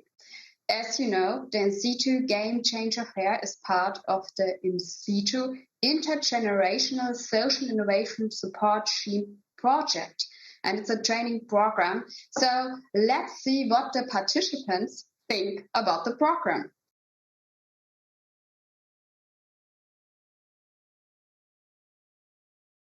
Hi, here's Harold from the German In Situ program. I like this program very much because we had comprehensive learning modules. I had a mentor that helped me a lot. Very inspiring for me was the collaboration with my peer participants. I saw what they are doing, and this helped me a lot. And I learned that many things, like doing this video, for example, is much easier than I was afraid of. So just do it. Thank you. Bye. Hello, my name is Borat. I can plan my business now. And what is more important, I met some beautiful people. So thank you, in situ. Hi, I'm Paulina. My experience within the program was amazing and highly motivational. We've developed our ideas through workshops and we always had the support of our mentors.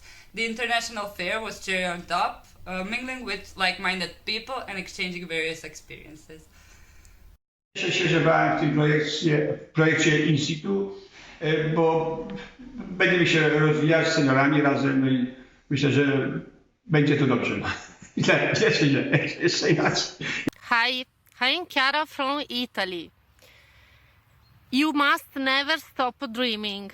Thank you, course in situ. Hi.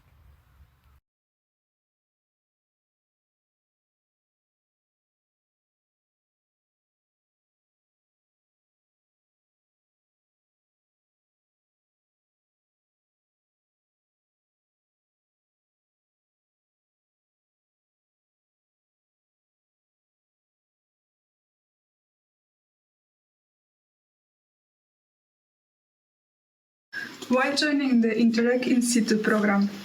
Well, you don't get just the knowledge of how to run a business. You also get the support and encouragement to actually start one.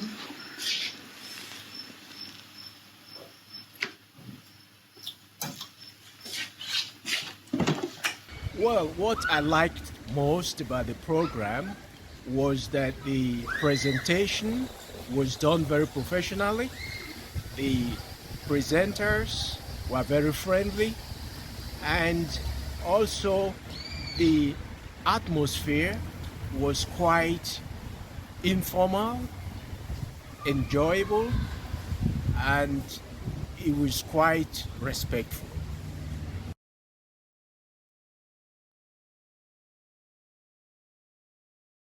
So now we have come to the moment we've been all waiting for, the announcement of the in situ Game Changer Awards. As you might remember, our 6 finalists worked hard during the last 6 months, and the award marks the end of the program. But for their business ideas, this is only the beginning of something big. Our 6 finalists had convinced a team of 6 members of a jury. And the jury consists of social entrepreneurship experts from 6 European countries. Mateja Karničnik from the Prisma Foundation from Slovenia, Neven Tamarut from the Science and Technology Park of the University of Rijeka from Croatia, Alessandro Agostinetti from the region of Veneto from Italy, Michaela Goller from Goller-Hofer Kommunikationsprojekte, Communication Projects from Austria, Mohamed Chik Albasatne from the Singer Business Lab from Germany, and Katarzyna Loszka-Stefanska from the Foundation for the Development of Social Economy from Poland. Thank you for your service. Together, the jury members decided who should be winner out of each of the 6 different categories. So the categories are biggest social impact, highly innovative, most creative solution, best video pitch, most promising, and rising star. And of course, there is the audience award. So you, the audience, had a chance to vote for who will be honored with the audience award. The winners await, depending on the categories, fame and fortune, social initiative packages, or counseling hours. 5 of the finalists are actually with me here today on stage. So please welcome with me Karin Kuna from Wiener Radsalon, Maria Garcia and Natalia Quintero from Project Alma, Dorota Eckert-Oldroyd from Synossi, and Elisabetta Dalla Benetta from EDB Home Decor. Welcome, nice to see you on stage. Hi everybody. Hi. Hi Julia, thank you very much. How are you all? Excited. Excited. Yes, I echo that. It was a very long journey. Yeah, you have to tell us. You have to tell us immediately. Just to know, the other finalists, they prefer to stay in the chat section, but I'm sure they are listening to us now. So, as you already said, you worked really hard to make your dreams come true, and I'm really inspired by all your ideas and your big achievements in the last 6 months. And this goes also to all training program participants. So no matter who wins what, you can be extremely proud of yourselves. So I wish you all the best for your future. You know, the best is yet to come. Yeah. So, are you ready? Yes, absolutely. Yeah, definitely. So let's get to the announcement. So the first category, biggest social impact, goes to Poland. Congratulations to Dorota Eckert-Altroyd. Good. And her, yeah, your project is called Synosy. So, do you want to say something? Yeah, I'm a little surprised because I am a participant of the project, not a manager. I didn't organize it, but I am a beneficiary. And it was the social initiative of physical therapy by dancing. And in addition, it was dancing for seniors. So we had the group, which is affiliated with a senior club, Platinum. The name Platinum explains and has been chosen as the fact that we are silver-haired, not mine, but most of people my age, and that we are valuable. So this group it was a group of people who have already been dancing. And in addition, we organized 10 hours course for couples and who took part in some event organized mainly by City Council. The City Council is very active and organized a lot of events. So integrating a group of seniors in the local community seems to be quite important. Also, when we were discussing what program to realize, we thought that the dancing will be the best because it is a balance for older people. It's a balance of mind and body, it's supporting memory, it's strengthening also our self-confidence, giving us this feeling of inclusion into society. So this was the goal, and I think that it has been fulfilled.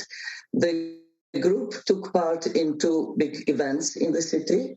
One was intergeneration event, when it was a dancing event from kindergarten to senior, different groups, different age, and it was in the program of revitalizing the districts of the town. And the next event was also organized by City Council, but we took part in it. And it was the dancing on the scene also for a big group of citizens of our town. And it was really enjoying. What was good for us as participants is mainly to build the group, and we will be continuing it. The group is bigger now. And also our program for the future is being even more active in the local communities. But this project, especially this project, made somehow this good impact of our psychology, that everyone feels that what we are doing, it's not only doing for us, but also for the community. I think Wow. it's Thank you. it's Thank enough. you for Thank your you for insights. listening to me. Thank you very much. Thank you, Dorota Eckert, Altright. And also congratulations to your group then. Thank you very much for your insights. I will transfer it. By the way, you won a social initiative package.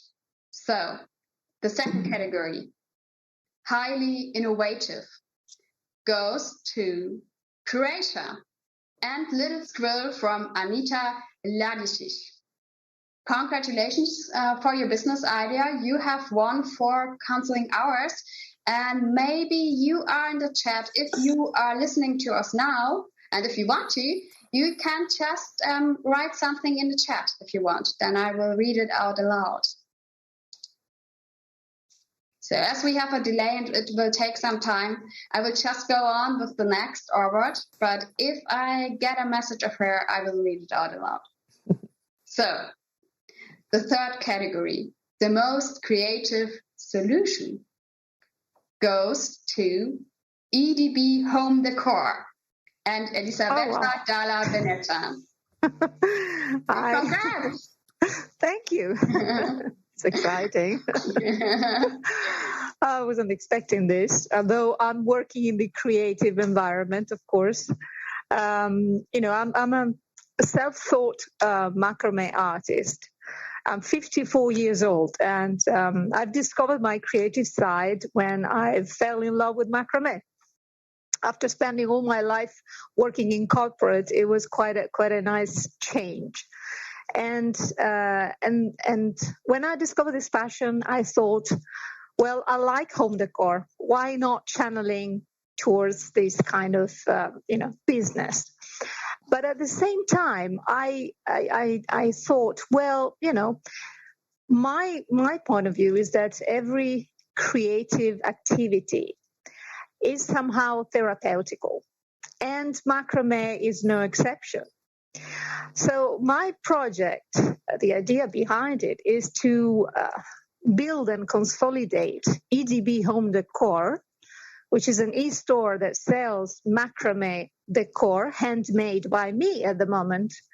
But I would like this to turn into a movement which encourages other middle-aged women, because I'm a middle-aged woman, no doubt of it, to tap into their creativity, to improve their mental and spiritual and physical well-being. So, this is really the ultimate idea. It will be a dream come true. I'd like to take this opportunity to thank Interreg Central Europe for funding In Situ, which is an amazing program. And I would like to thank one of the partners with whom I've collaborated, ENAIP, Italy, for the terrific support they gave me and the other of my colleagues, participants, in preparing for this event and for our business social project. So it was really an amazing experience, and I hope it will lead to something interesting. But it was very interesting. Thank you very much for the opportunity. Thank you very much for your nice words, and I'm definitely sure it will lead to something interesting there. So yeah, congratulations. And by the way, you have won a social initiative package. We have a message from Anita Ladicic, the Little Squirrel Project. She says, thank you very much, and I'm so grateful to be a part of this program. Thanks, Anita Ladicic. And now we will continue with our fourth category, which is the best video pitch. And this goes to Slovenia and Anka Krepek with her project Good Life. Congratulations on the award. You have won a social initiative package, and I think you might be out there listening to us. So if you are here, please write us a message, if you want to, of course, and congratulations. I will go on as there's a delay, but if there is a message from Anka Krepek, I will read it out aloud to you. So, the fifth category, the most promising goes to Germany. And Project Alma from Maria Garcia and Natalia Quintero. Yeah.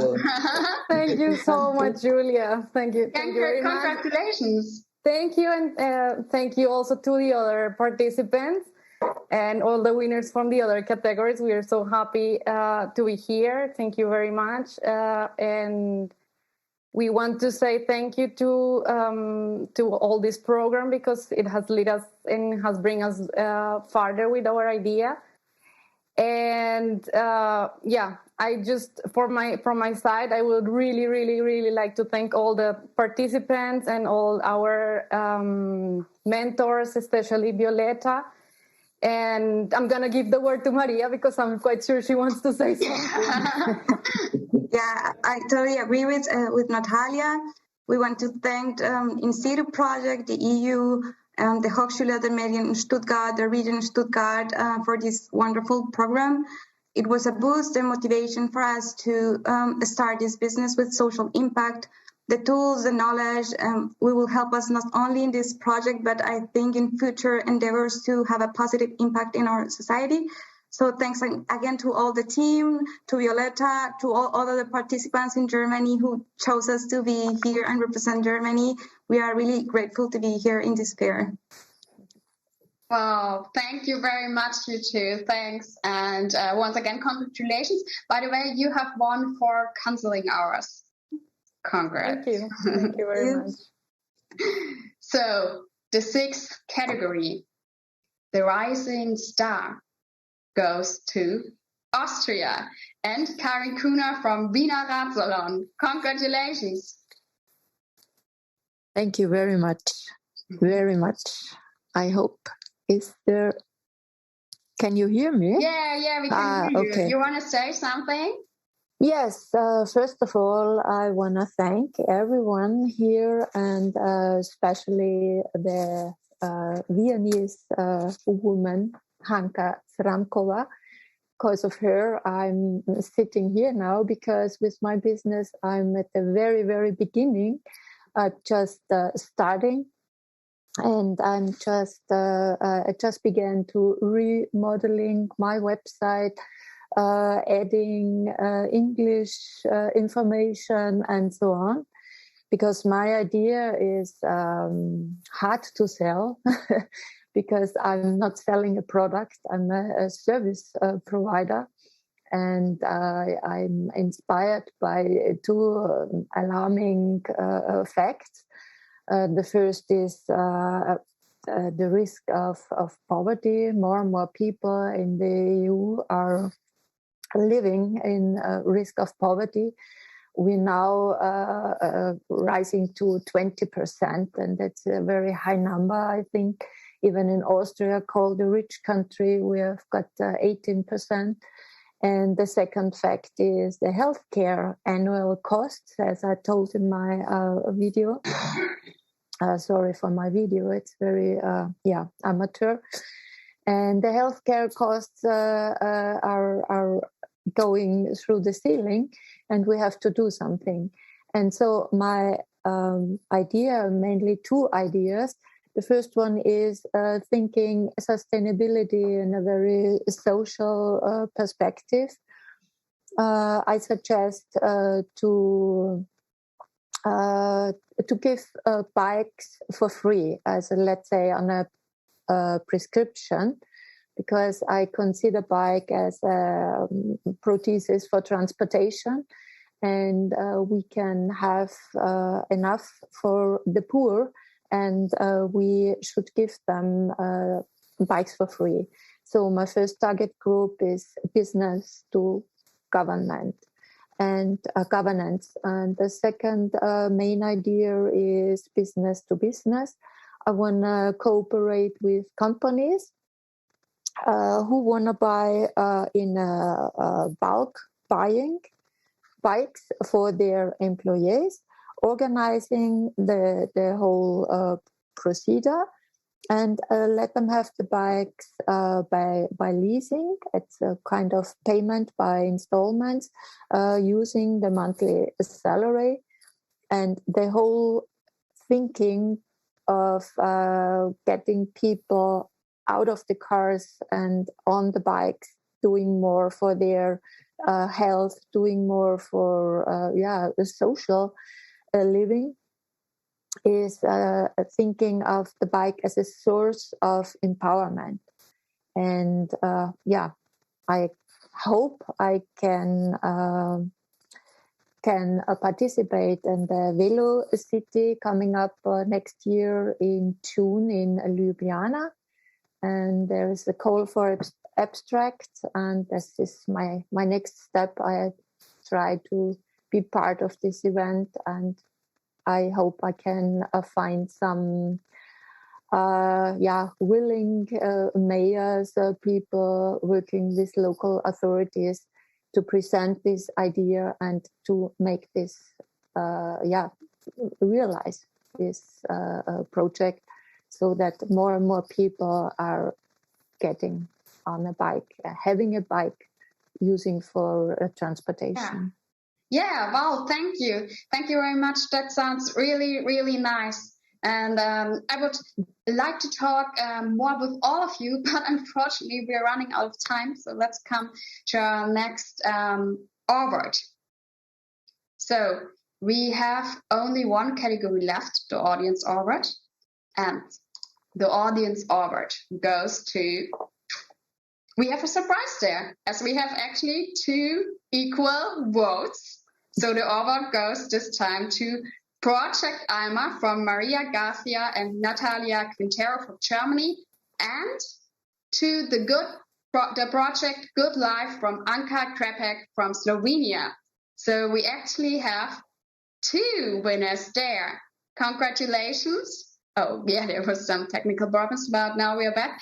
Congratulations, first to Project Alma, and second, of course, to the Project Good Life from Anka Krepek, who might be in the chat. If you are in the chat, Anka Krepek, please write us a message if you want to. And also congratulations to you too, Maria and Natalia. Thank you very much. I think that one of the takes that I am taking actually from the fair is that these social entrepreneurship ideas and this wish of making something better for the world should keep us motivated to go farther and to go off all the hard times and the ups and downs, because I think that that's something that all the participants and us have in common. So just a word of never give up. Never give up. Yeah, very wise words. Maria, you want to add something short? Yeah, I totally agree with Natalia. It would be a reminder for us to keep moving forward in those doubtful days of entrepreneurship life and say, yeah, we can do it. We can accomplish this mission of empowering other women. Thank you very much. And congratulations to everyone. And a huge thank you also to all participants in the SITU project. And also, I'd like to reach out to our project partners in Austria, Poland, Slovenia, Croatia, Italy, and Germany for their efforts during the project. Thank you. Thank you. And unfortunately, we don't have any time left, but congratulations to all of you. It was so nice to have you here. Thank you very much. Thank you, everybody. All the best. Ciao. Bye. Have a nice day.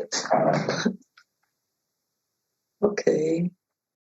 So our next key speaker might leave us hungry, as she says, authentic Thai food meal kits. Taking the risk of cravings for pad Thai and curry, I'm very happy to introduce Pim Ampi Kitpanish, founder of Congrua, to you. Within 4 years, she managed to get some quite impressive customers, and I'm super curious to hear about her marketing strategies. Welcome, Pim Ampi Kitpanish. Hello, good morning, everyone. I'm so happy to be here, and I'm so grateful to share my experience with you guys. And first of all, congratulations from all of you guys. I'm so impressed with your idea, and we are making the world a little bit better every day. So now I can start my presentation, right? Yeah. I have prepared something for you guys. So let's start the presentation. So hello everyone, my name is Tim and I am the founder of Kon Krua, and 10 years ago I came to Germany to study at the university at the Hochschule der Medien, and during my study I always teach my German friends how to cook authentic Thai food at home. And then I realized that most of people, they don't even know that cooking Thai cuisine is actually super easy and super tasty. So 4 years ago, I started my company called Kon Krua. And Kon Krua means in Thai, someone who loves to spend their time in the kitchen. So this is basically the cooking box. And in this box, all of the ingredients are imported directly from Thailand. And they are all pre-portioned, so you cannot make any mistakes at all. All the ingredients are natural and contain no SMG or any additives. So each box is for 3 to 4 people and costs around 7 to 15 euros. We have typical famous dishes like deep green curry, red curry, pad thai, masaman tom kha, and now we have around 15 products. So my customer, they just have to buy fresh meats and ingredients and just throw everything in one pot. So in 30 minutes, they can create authentic Thai food at home. So we are now in our 4th year and we have sold more than 100,000 boxes already across Europe. And we have customer, we sell 80% online and 20% offline. We also have company customer like airlines, hotels, luxuries, department store, and retails. And our company are founded in April 2017. 1.5 years after that, we start selling also in retail. And we have gained lots of famous German media and press. Without paying anything, I will also tell you how to get this free press in the coming presentation. And this is our product. In retails, we have beautiful packages for luxury department store and the normal paper box for the normal cheaper retail price. And now let's go to our social aspect. As you know, all of the ingredients are from Thailand, but they are selected from different local farmers from different small towns in Thailand and maybe also in some of your country. These farmers, they don't have any contact to the market and they don't have any knowledge about marketing at all. So most of the time, they just have to sell their rice, their sugar to the middleman for a really low price. But now because of Kon Krua, because of our company, they don't have to do that anymore because we pay them with a really fair price and also helping them finding more market in Germany. And the heart of my product is this handmade packaging from bamboo. And these packagings, they are handcrafted by lots of elderly people in small villages in Thailand. So in Thailand, we don't have pension system.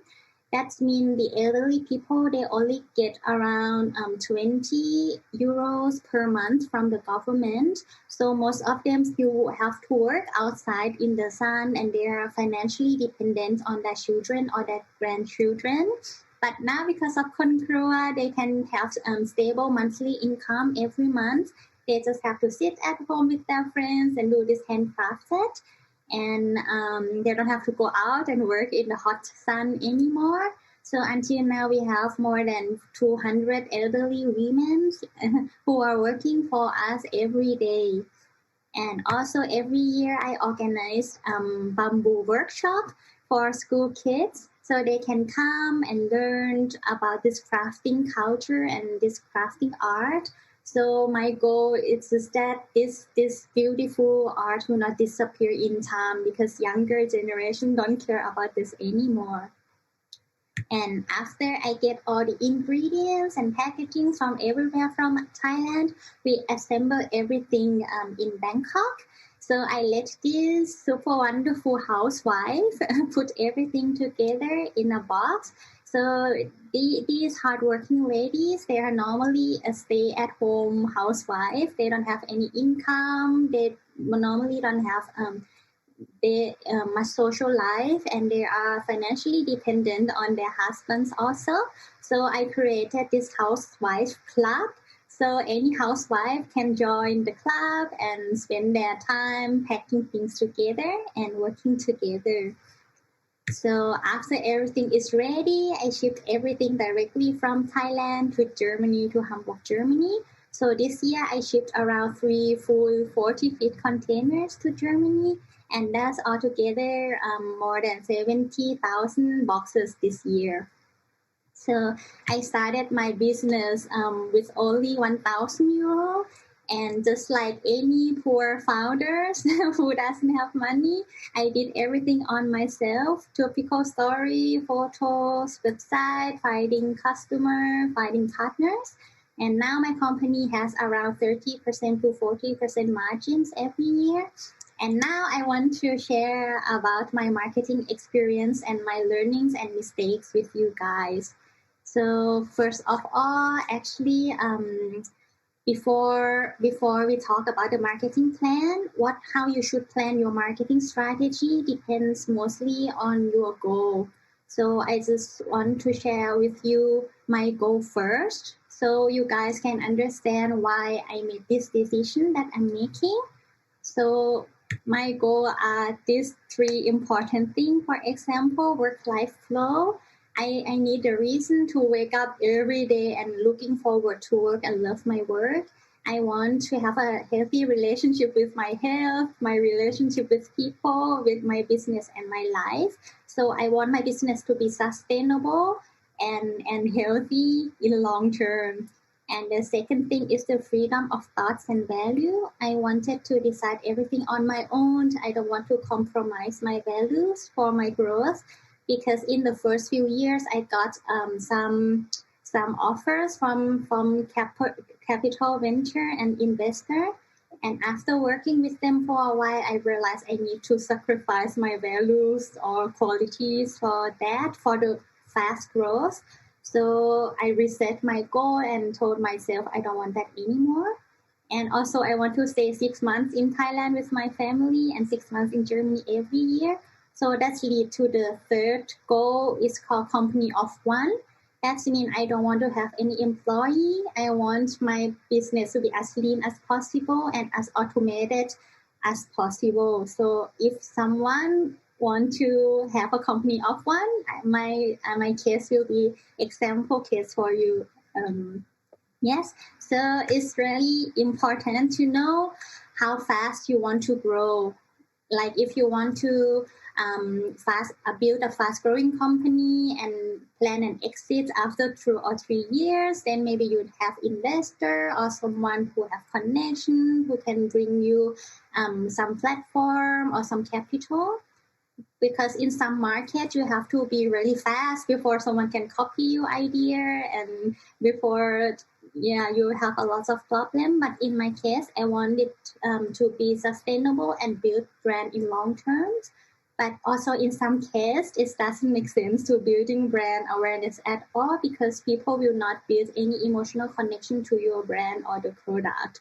So the first important lesson from me to you is please know exactly what you want and what you need for your company in order to grow. And please also know how fast you want to grow. And most importantly, please know your personal goal also, because why would you sacrifice your comfortable life working in a secure, good corporate? And for that, you will have to have so many sleepless nights and days for the first few years. So this sacrifice should lead you to where you want to be in your life in long term. So if you have a goal, this will help you making the right decision along the way. So finally, we go to the marketing part. As you know, I start my business with 1,000 euros. So that means I barely have any budget for marketing. I don't have any connection. And 4 years ago, I have no knowledge about digital marketing at all. So the first thing I did was I went to all the free events that is impossible. I attend all pitching competition.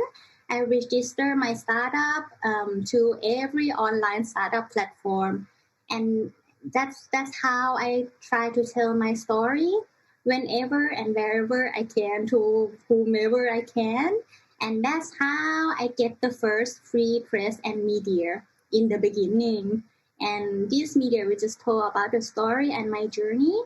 So this is my second learning for you, that press and media, they all love beautiful stories. So being a social entrepreneur, we already have a huge advantage for this. So because we can build emotional connection to the reader and to people. So please just tell your authentic story from your heart. And if you have a good story to tell, the media will run to you automatically. They will just write about you, and this is the best way for you to get your PR in long term. But of course, PR, that doesn't mean revenue. As you know, that building brand awareness is a process and it takes so much time. So the way that I can earn money immediately and to test the market for me was going to the fair. So to get the real feedback from customer.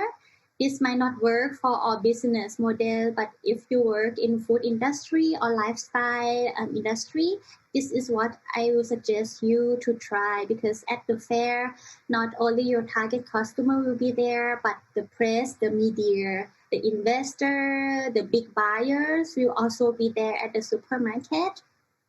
And because of going to the fairs, I gained lots of regular customers who still buy until today.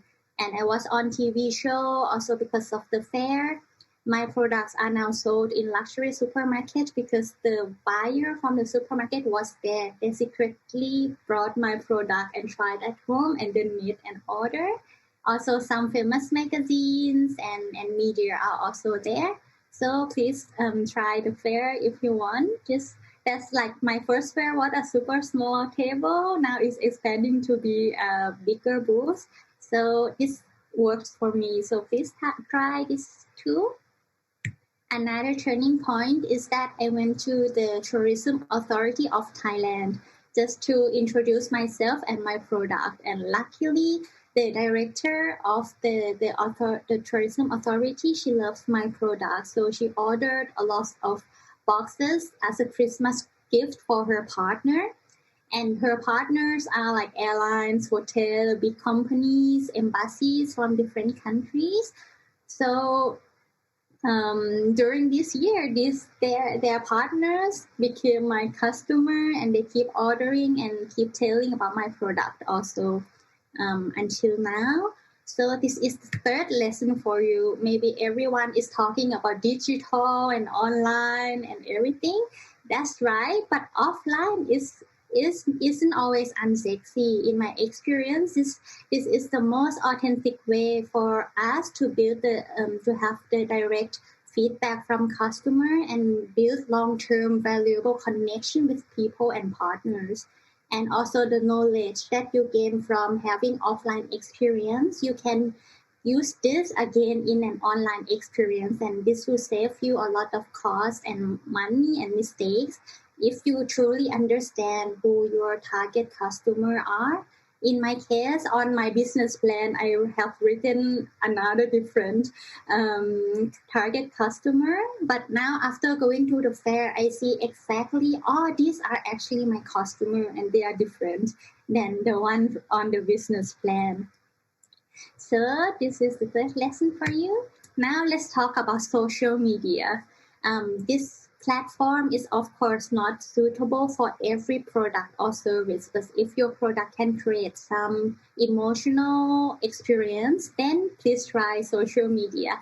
In the beginning, I tried to create some content, and it took me so much time. And even though how great your content is, if you have a super small reach or super small followers, that wouldn't help you that much. And in Germany, Germans, they are not like Asian. I'm not sure how it's like in your country, but they are not crazy for social media. Even if they like something, they will not click like, they will not comment or share. So it will take huge amounts of time until your content can go viral. So if you don't have that much budget to hire someone to spend 2 or 3 hours a day to create content for you, making engagement, commenting, liking someone else, this will be like, it will take a lot of time. And also what I learned is that the content on social media, they expire so fast. After 2 or 3 days, people will not see your post anymore. But on YouTube, it's something different. Your content will not expire so quickly. If people search for your keywords, your search result will keep disappearing, so you can keep using that.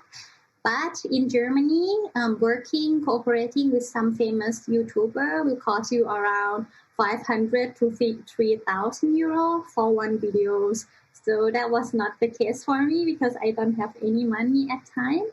So this is the first lesson for you in my experience and also in food startup industry. As I talk to them, content is 80% of cost and time and money, but bring only 20% revenue.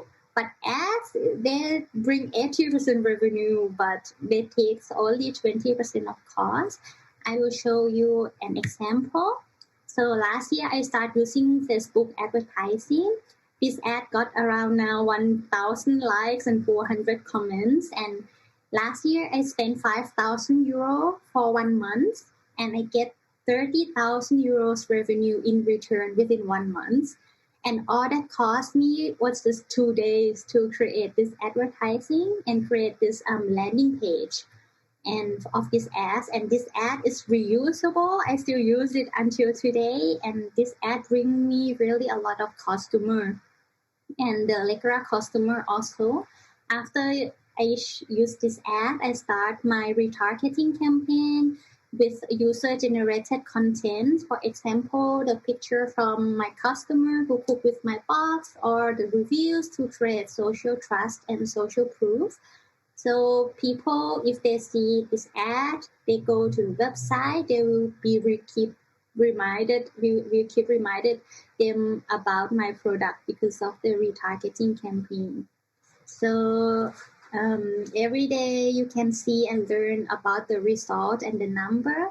Everything is the data. So if your product is good for social media, please try using an ads and learn how it works and learn from the expert. In my case, I took some classes also to understand everything, and it's really a great investment and you will profit from this in long term. And also because of the COVID, I have to focus only on online business and on e-commerce. And that's when I realized I have been missing so many opportunities for so long. So this is the 5th lesson for you. Please build up a strong digital marketing system directly from the beginning. If you are selling products, and please learn about e-commerce. For example, I will show you one of my biggest mistakes. I never put focus on email marketing before. So I only have around 50 newsletter subscribers within 4 years.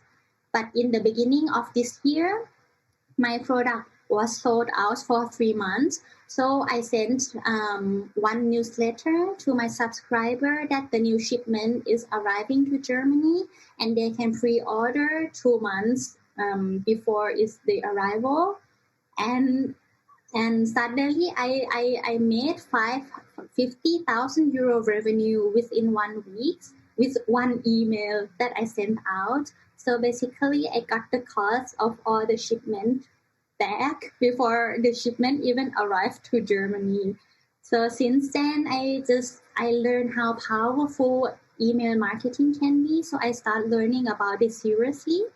So I create a cute pop-up now. If someone comes to the website, I give them some small gifts in return of their email. And I also put the subscribing formula in the footer of the website. So the result is great. I got around 600 subscribers within 1 month.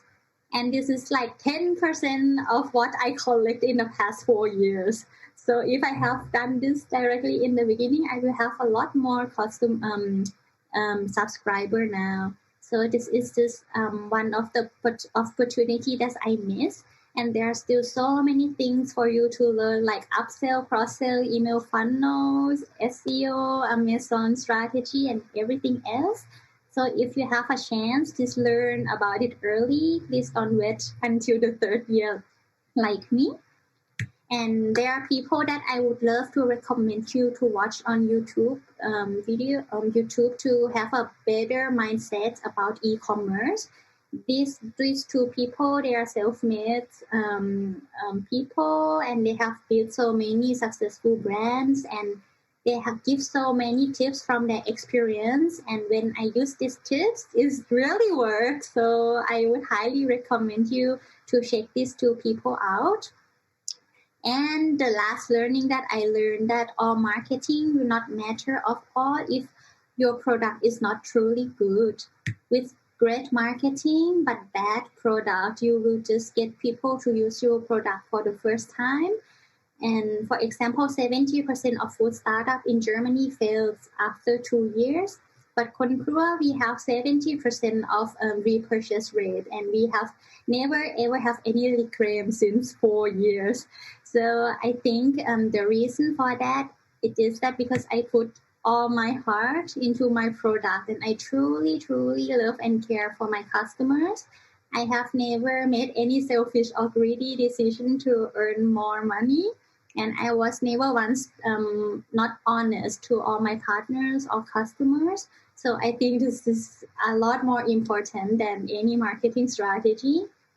So I cannot even speak German correctly. I live alone in Germany. I have no team to support me. I had no connection at all in the first years. And in the beginning, I barely have any money. But in this year, in April this year, one venture capital offered to buy my company for 1 million euros this year. And I still can't believe that I have made it so far. So I'm sure that you guys can make it too, even as a single person company with no money. We have a good heart and we try hard, and I wish you so good luck, a lot of luck on your way. And if you need any help or support, please feel free to contact me. So thank you so much for your time and your attention. So fighting. Thank you very much, Tim Apiki-Panish, and thank you. And your story sounds truly amazing. So really, thanks for sharing all those insights with us. Thank you very much. I'm happy to be here, and yes, I will follow all of your guys' project too in the future. Great. So let's continue with our 2 best practices. Our next guest is Zoran Kotstanov from the association Center za Kultur Dialoga in Rijeka. The association created the program My Place Under the Sun. Welcome, Zoran Kotstanov. Hello, and thank you for including me and choosing us as the best practice. Thank you. Should I start? Yeah. Yeah, of course. Okay, I will have just one screen sharing. Okay, for the beginning, so the Center for the Culture of Dialogue is NGO. We are not selling anything. It's loading, I have to wait. We are NGO from Rijeka, from Croatia, that has its primary goal to strengthen the underprivileged members of our society, and especially children.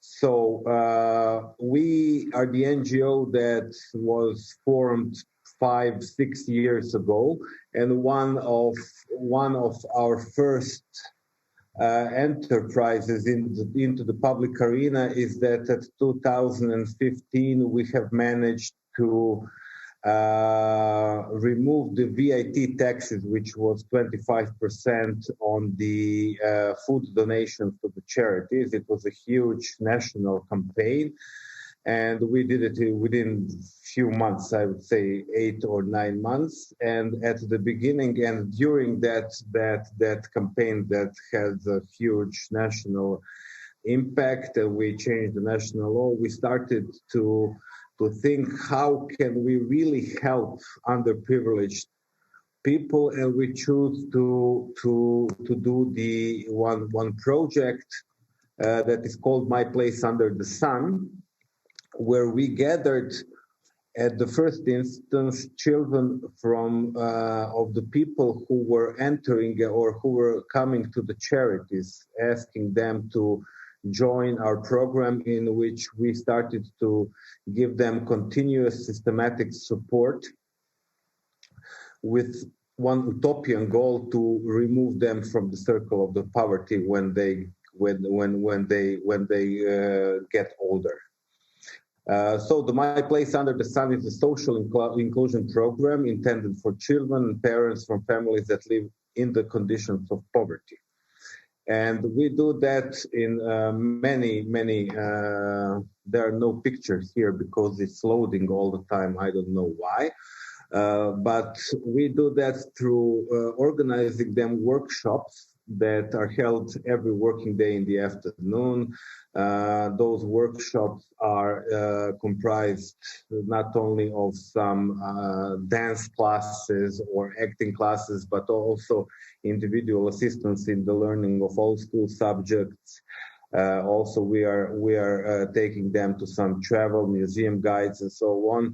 What is specific about that is that why we choose those children, because those children, all of the statistics in Croatia say that the 99% of those children will end up poor and cannot use their talents in their success. Why? Because if you have talents, you need the structure, you need a family, or you need a social system that supports you to develop your talents. But basically those kids whose families don't have money, don't have knowledge, their talents never basically come to public, or they don't succeed.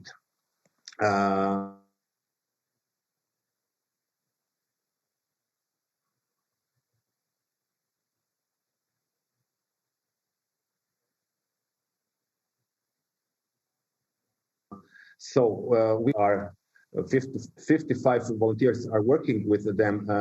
Can you hear me? Yeah.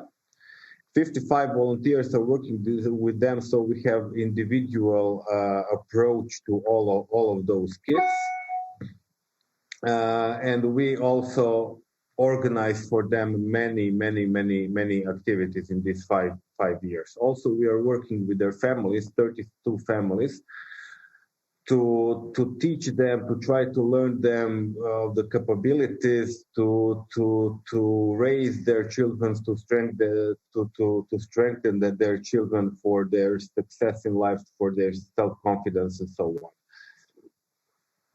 Over 70% of our volunteers are under 30 years old, which is really good, and we have received more than few awards for our volunteer program. And also we go into the public to raise consciousness about the devastating consequences of social stratification. So we had many exhibitions in the center of Rijeka. We had many appearances on the national TVs, local media, and so on. Also, we are managing, which is not important now, Rijeka's first urban garden green path, or Zeleni Put. Okay. So the reason why we are invited here is our supposedly innovative way of running our NGO and connecting the community. So how we are financing? We are, as NGO, we are financing through national, international funds. Right now we have 3 multi-year European projects that we run. But basically, 2 innovative, or 1+1 innovative model that we developed is that We have a huge cooperation between our association and the business firms, especially in Rijeka, local business firms. So that model was designed 3 years ago when the program was left without basically any money, and it was really questionable how 2018 will look like and whether we are going to run the program. So basically we have started to contact the local firms, local businesses, to donate a portion of their company's earnings. Okay, and we did that in a double way, I would say. One way is to give us benefits, to give us the financing to survive and to develop our program. But on the other hand, we wanted for the firms to brand themselves as socially responsible firms. So we but we produced barcodes, bookmarks, and other materials which were placed in the firms. But also in the firms, for instance, the restaurants, you have that in the middle of the picture. They have a menu, and at the beginning of the menu, they say that if you take this or this meal, for instance, €1 from that meal is going to the My Place Under the Sun program. On the left side, for instance, which was one of our greatest success in Rijeka, is the place where the biggest pharmaceutical company in Croatia is situated. And they have branded 2 of their most sold products and said, if you buy this product, one portion of that earning is going to the My Place Under the Sun program. So within 1 year, I would say, because 2020 was COVID year, we had 32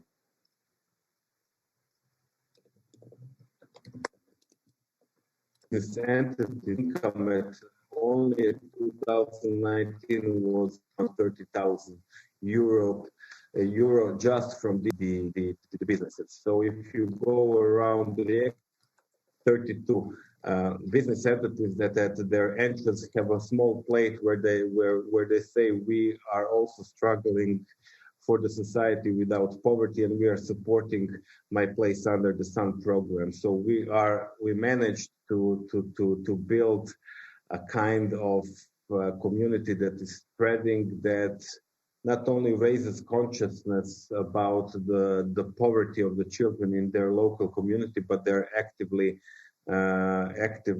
supporting it. The other project that we are right now in is one huge fundraising campaign that we started exactly a year ago, where we wanted to raise around 250,000 euros to adapt and reconstruct one building that is in the ownership of the University of Rijeka, because our present facilities are too small for our work. So 1 year ago, we started a huge national fundraising event, and we managed to get the support from the biggest national media house that gave us the media space, and also the Croatian national television also gave us the place for advertising our fundraising campaign. One of the main things that, of course, we needed for that campaign was campaign logo, campaign video, a board book or picture book, work through social networks, jumbo posters that were all around the city, and also we had a canvas bag. So in this process, at the beginning, we managed to get one of the quite famous world designers, Mirko Ilić, who is New York Times designer, who is from Croatia, to design us the logo of the campaign for My Place Under the Sun. Also, when we did that, when we started to make a campaign We get a huge support on the social networks, where many known, if you are from Croatia, you would recognize here very known people from the public space in Croatia, and also unknown kids and families and so on and schools, who shared their photographs with the logo of My Place Under the Sun, and also bank account number and telephone number where people can donate. So within, I would say, 2 or 3 months, we get a few more than a few hundreds of those photographs that were spreading all around, mainly Facebook and Instagram, and we really raised a substantial amount of money with that. Also, one of the most, not one of the most, but the best Croatian illustrator, who was illustrator for Life of Pi book, which is quite famous because the movie was based on this book. He made us an illustration for the campaign, which we put on the canvas back.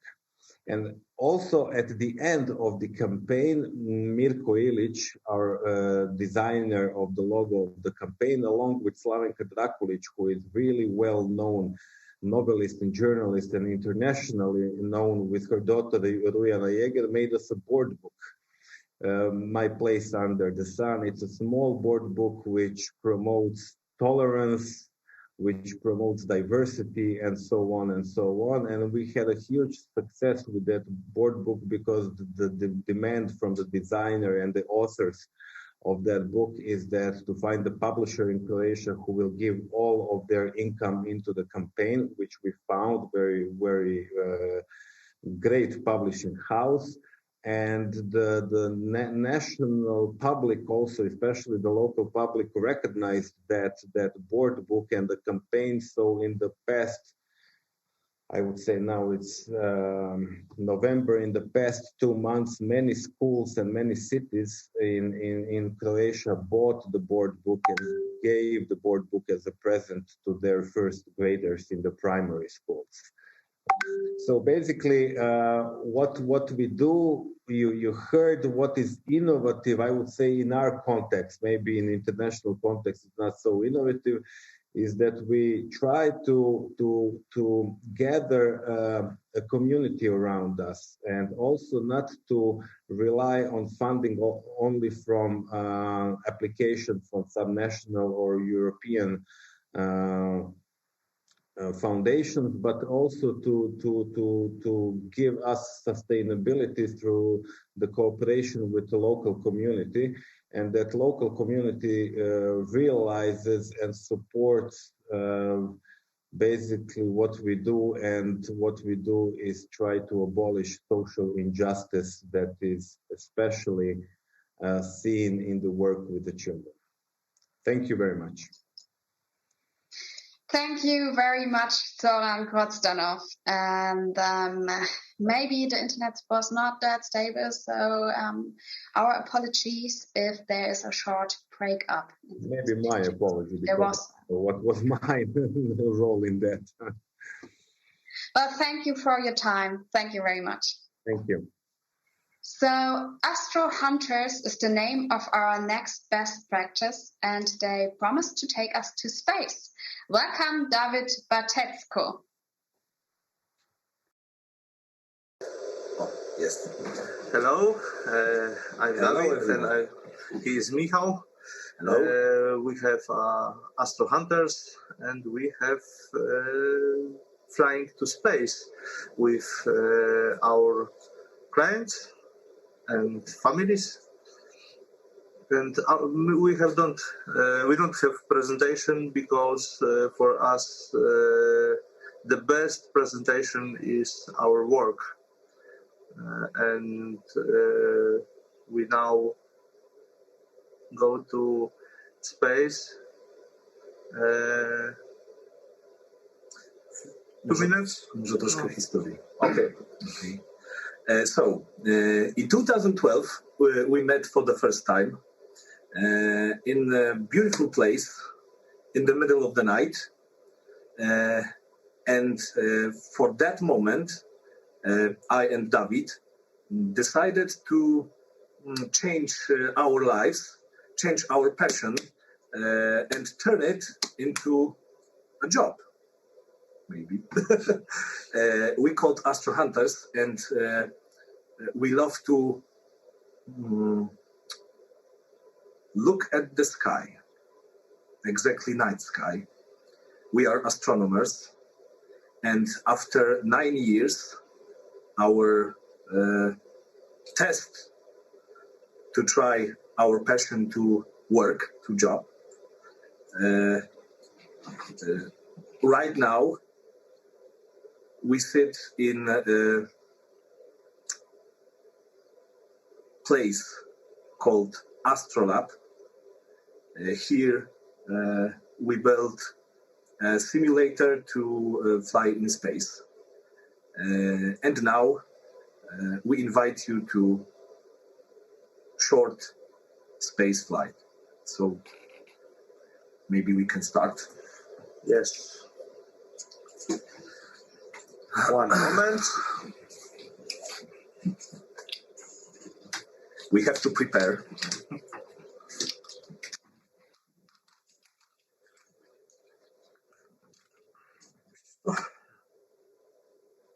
Okay, we are ready to launch, to start. And right now, we see our spacecraft. This is our flight director, Randy Jackson. Hello, Randy. Exactly, countdown.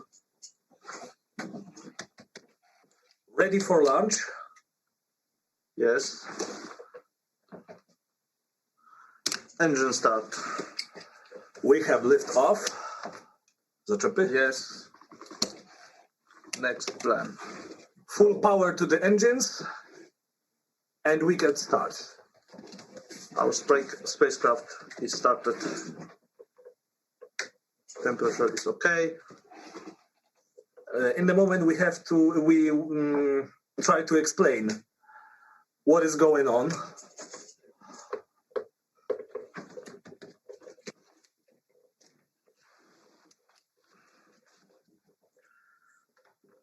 Okay, the conditions are okay. Pressure is okay. Height and velocity is correct. All is correct. Angle is good. Trajectory is fine. And we prepare right now to eject our two engines. Okay. Called boosters. Okay. Complete. And now we fly into the space. We left Earth atmosphere. And we could, in a few minutes. Thanks, Randy. Thanks, Randy. Okay, I'm switching to our view. Okay. I start out. So, welcome to the space. 450 kilometers above Earth's surface. And now, enjoy the view. We fly.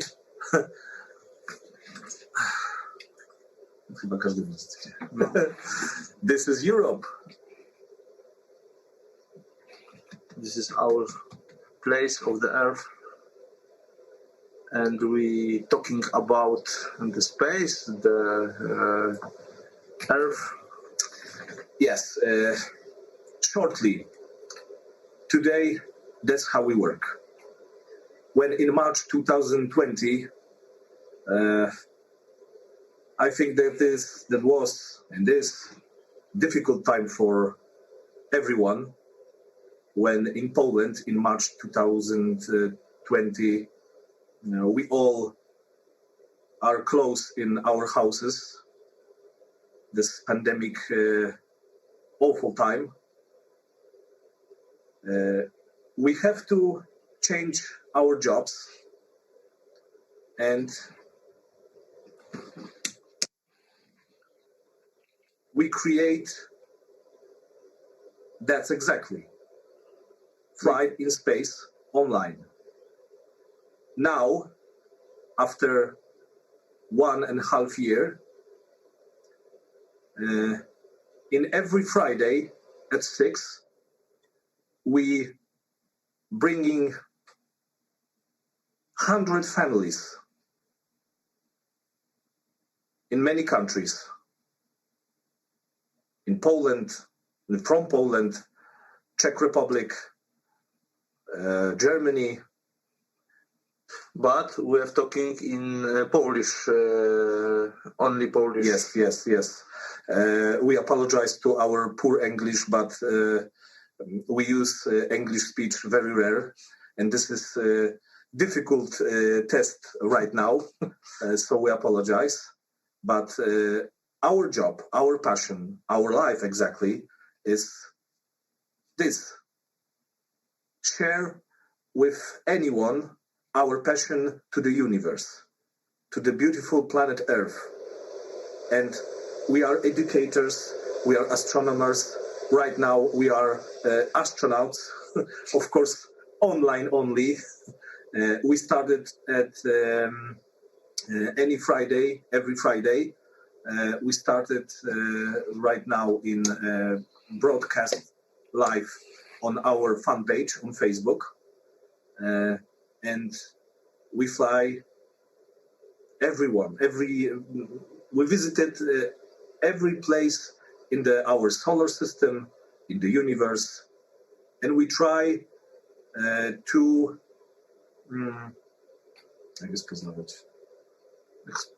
explore, yes, online, but explore the universe. We share it, how beautiful is the universe, the world, which is real, not virtual, real. And we learn, everyone, how beautiful and special, how beautiful and special is our Earth, ourselves, and the entire space. And we try learn people how important is our beautiful planet Earth and everything what we have.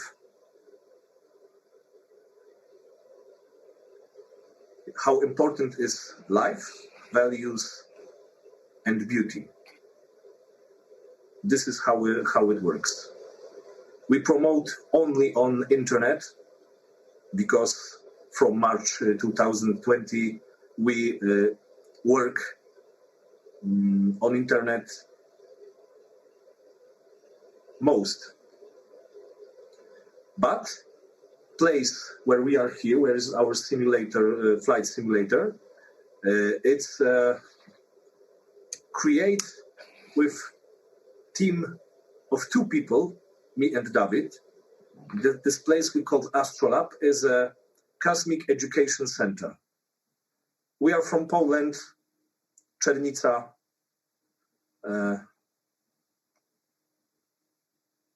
Silesian Voivodeship. Co jeszcze? This is the best practice for us, for our work and for our life.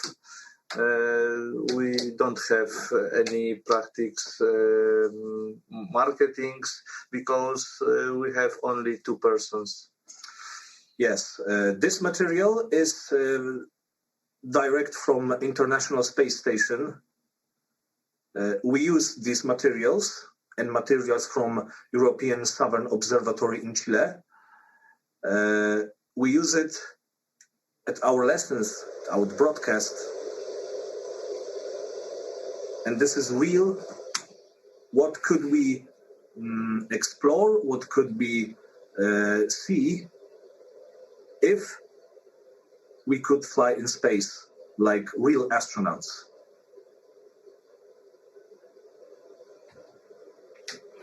Another question? Never. Okay, we changed our view to Earth in night vision. Yes. So night vision camera is started. Our planet at night is a little different. We saw many lights. This is a place where we live, everyone, as a big global family. From here, our planet is calm, amazing from my perspective.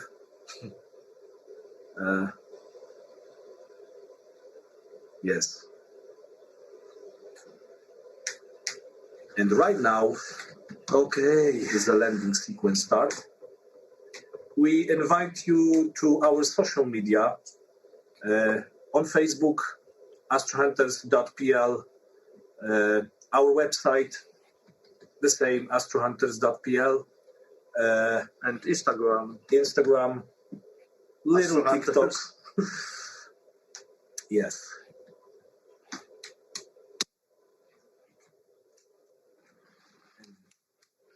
This is our presentations, not only one presentation. This is our presentation. Glyphlob is correct, R&D. Okay.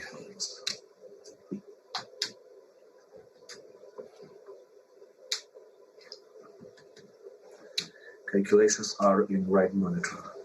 Yes. And the flight recorder is okay. Flaps on one.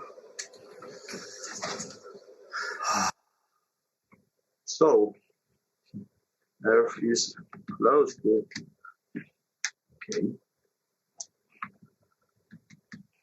So,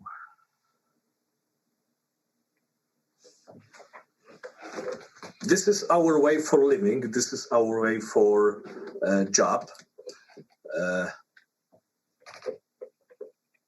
Okay.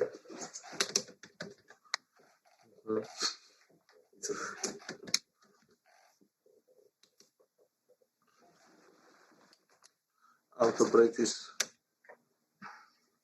ready. Yes. Okay, and ruptured. Okay. I hope that you enjoy it.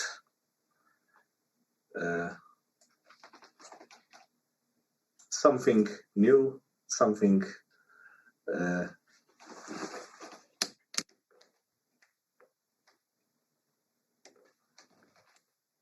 okay. Dobra. Thanks, yes, our slide director is very kind, and it is a sample, only a sample that everything that we do. This is our idea for a job, our idea for a life, and shortly, that's how we live and work. Thank you very much. Thank you. Thank you very much, Astro Hunters. Thank you. Your project sounds and looks so amazing. That's really incredible. It's really impressive. And Thank you. Elena Ramirez wrote in the chat, thanks a lot for allowing us to experience the space together. So I think that, that sums it up pretty good. So thank you very much. Thank you very much. Thank you. The audience, make sure to leave some virtual applause in the chat. So for the last 2 days, we were able to listen to so many incredible social startups.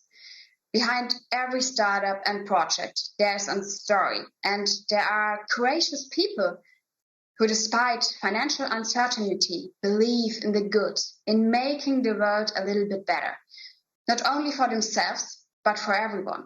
So we got inspired by so many key speakers, dived into topics, funding and marketing strategies, and got to know about projects and people all over Europe. So thank you, everyone. That was really amazing with you. I'm really thankful. And you were an amazing audience. So thanks for sharing those 2 days with me and being a part of this fair. It has been a blast. Furthermore, I would like to thank the participants of the SITU Project, and thank you also to all the vendors sharing their incredible social innovative business ideas with us. You proved us that Central Europe can be truly socially innovative. This fair wouldn't be possible without the EU, so a huge thank you to the European Union and to the Joint Secretariat of the Interreg Central Europe program. Thank you. Now, behind the SITU project stands a variety of project partners from Central Europe. This project and the fair could not be done without them. Thank you to the organizers of the fair, the Prisma Foundation for Improvement of Employment Possibilities, Stuttgart Media University, the WSB University, the Osara Service and Disability Company, and our lead partner, the Board of Education for Vienna. Also contributing to the event, and a big thank you to our project partners, the Stuttgart Region Economic Development Corporation, the Science and Technology Park of the University of Rijeka, the City of Rijeka, the Vienna Business Agency, the Veneto Region Department of Labor, the ENAIP Veneto Social Enterprise, and the Regional Authority of Silesia. Thank you all for your efforts during the SITU project. And a huge thank you to everyone here for making this event happen. The exposition will be open till 1:30, so feel free to have still a look at our exposition and end this fair by getting to know interesting people in our one-on-one networking sessions. You might want to exchange, for example, contact details. Now, someone asked about the presentations. The presentations of the fair will be uploaded on the SITU Project website, which is www.insituproject.eu. And it will be there, or it will be uploaded probably in the coming days. Also, we would like to point out that we have an evaluation of the event, so we'll share the link in the chat, and we will also display a QR code. So if you have some feedback for us, we would be very happy to hear it. So your opinion are very important to us. If you have 1 minute left, please fill out the form. Thank you very much. My name is Julia Schuster. I was delighted to be your host today, and I wish you all a great day. See you soon. Goodbye.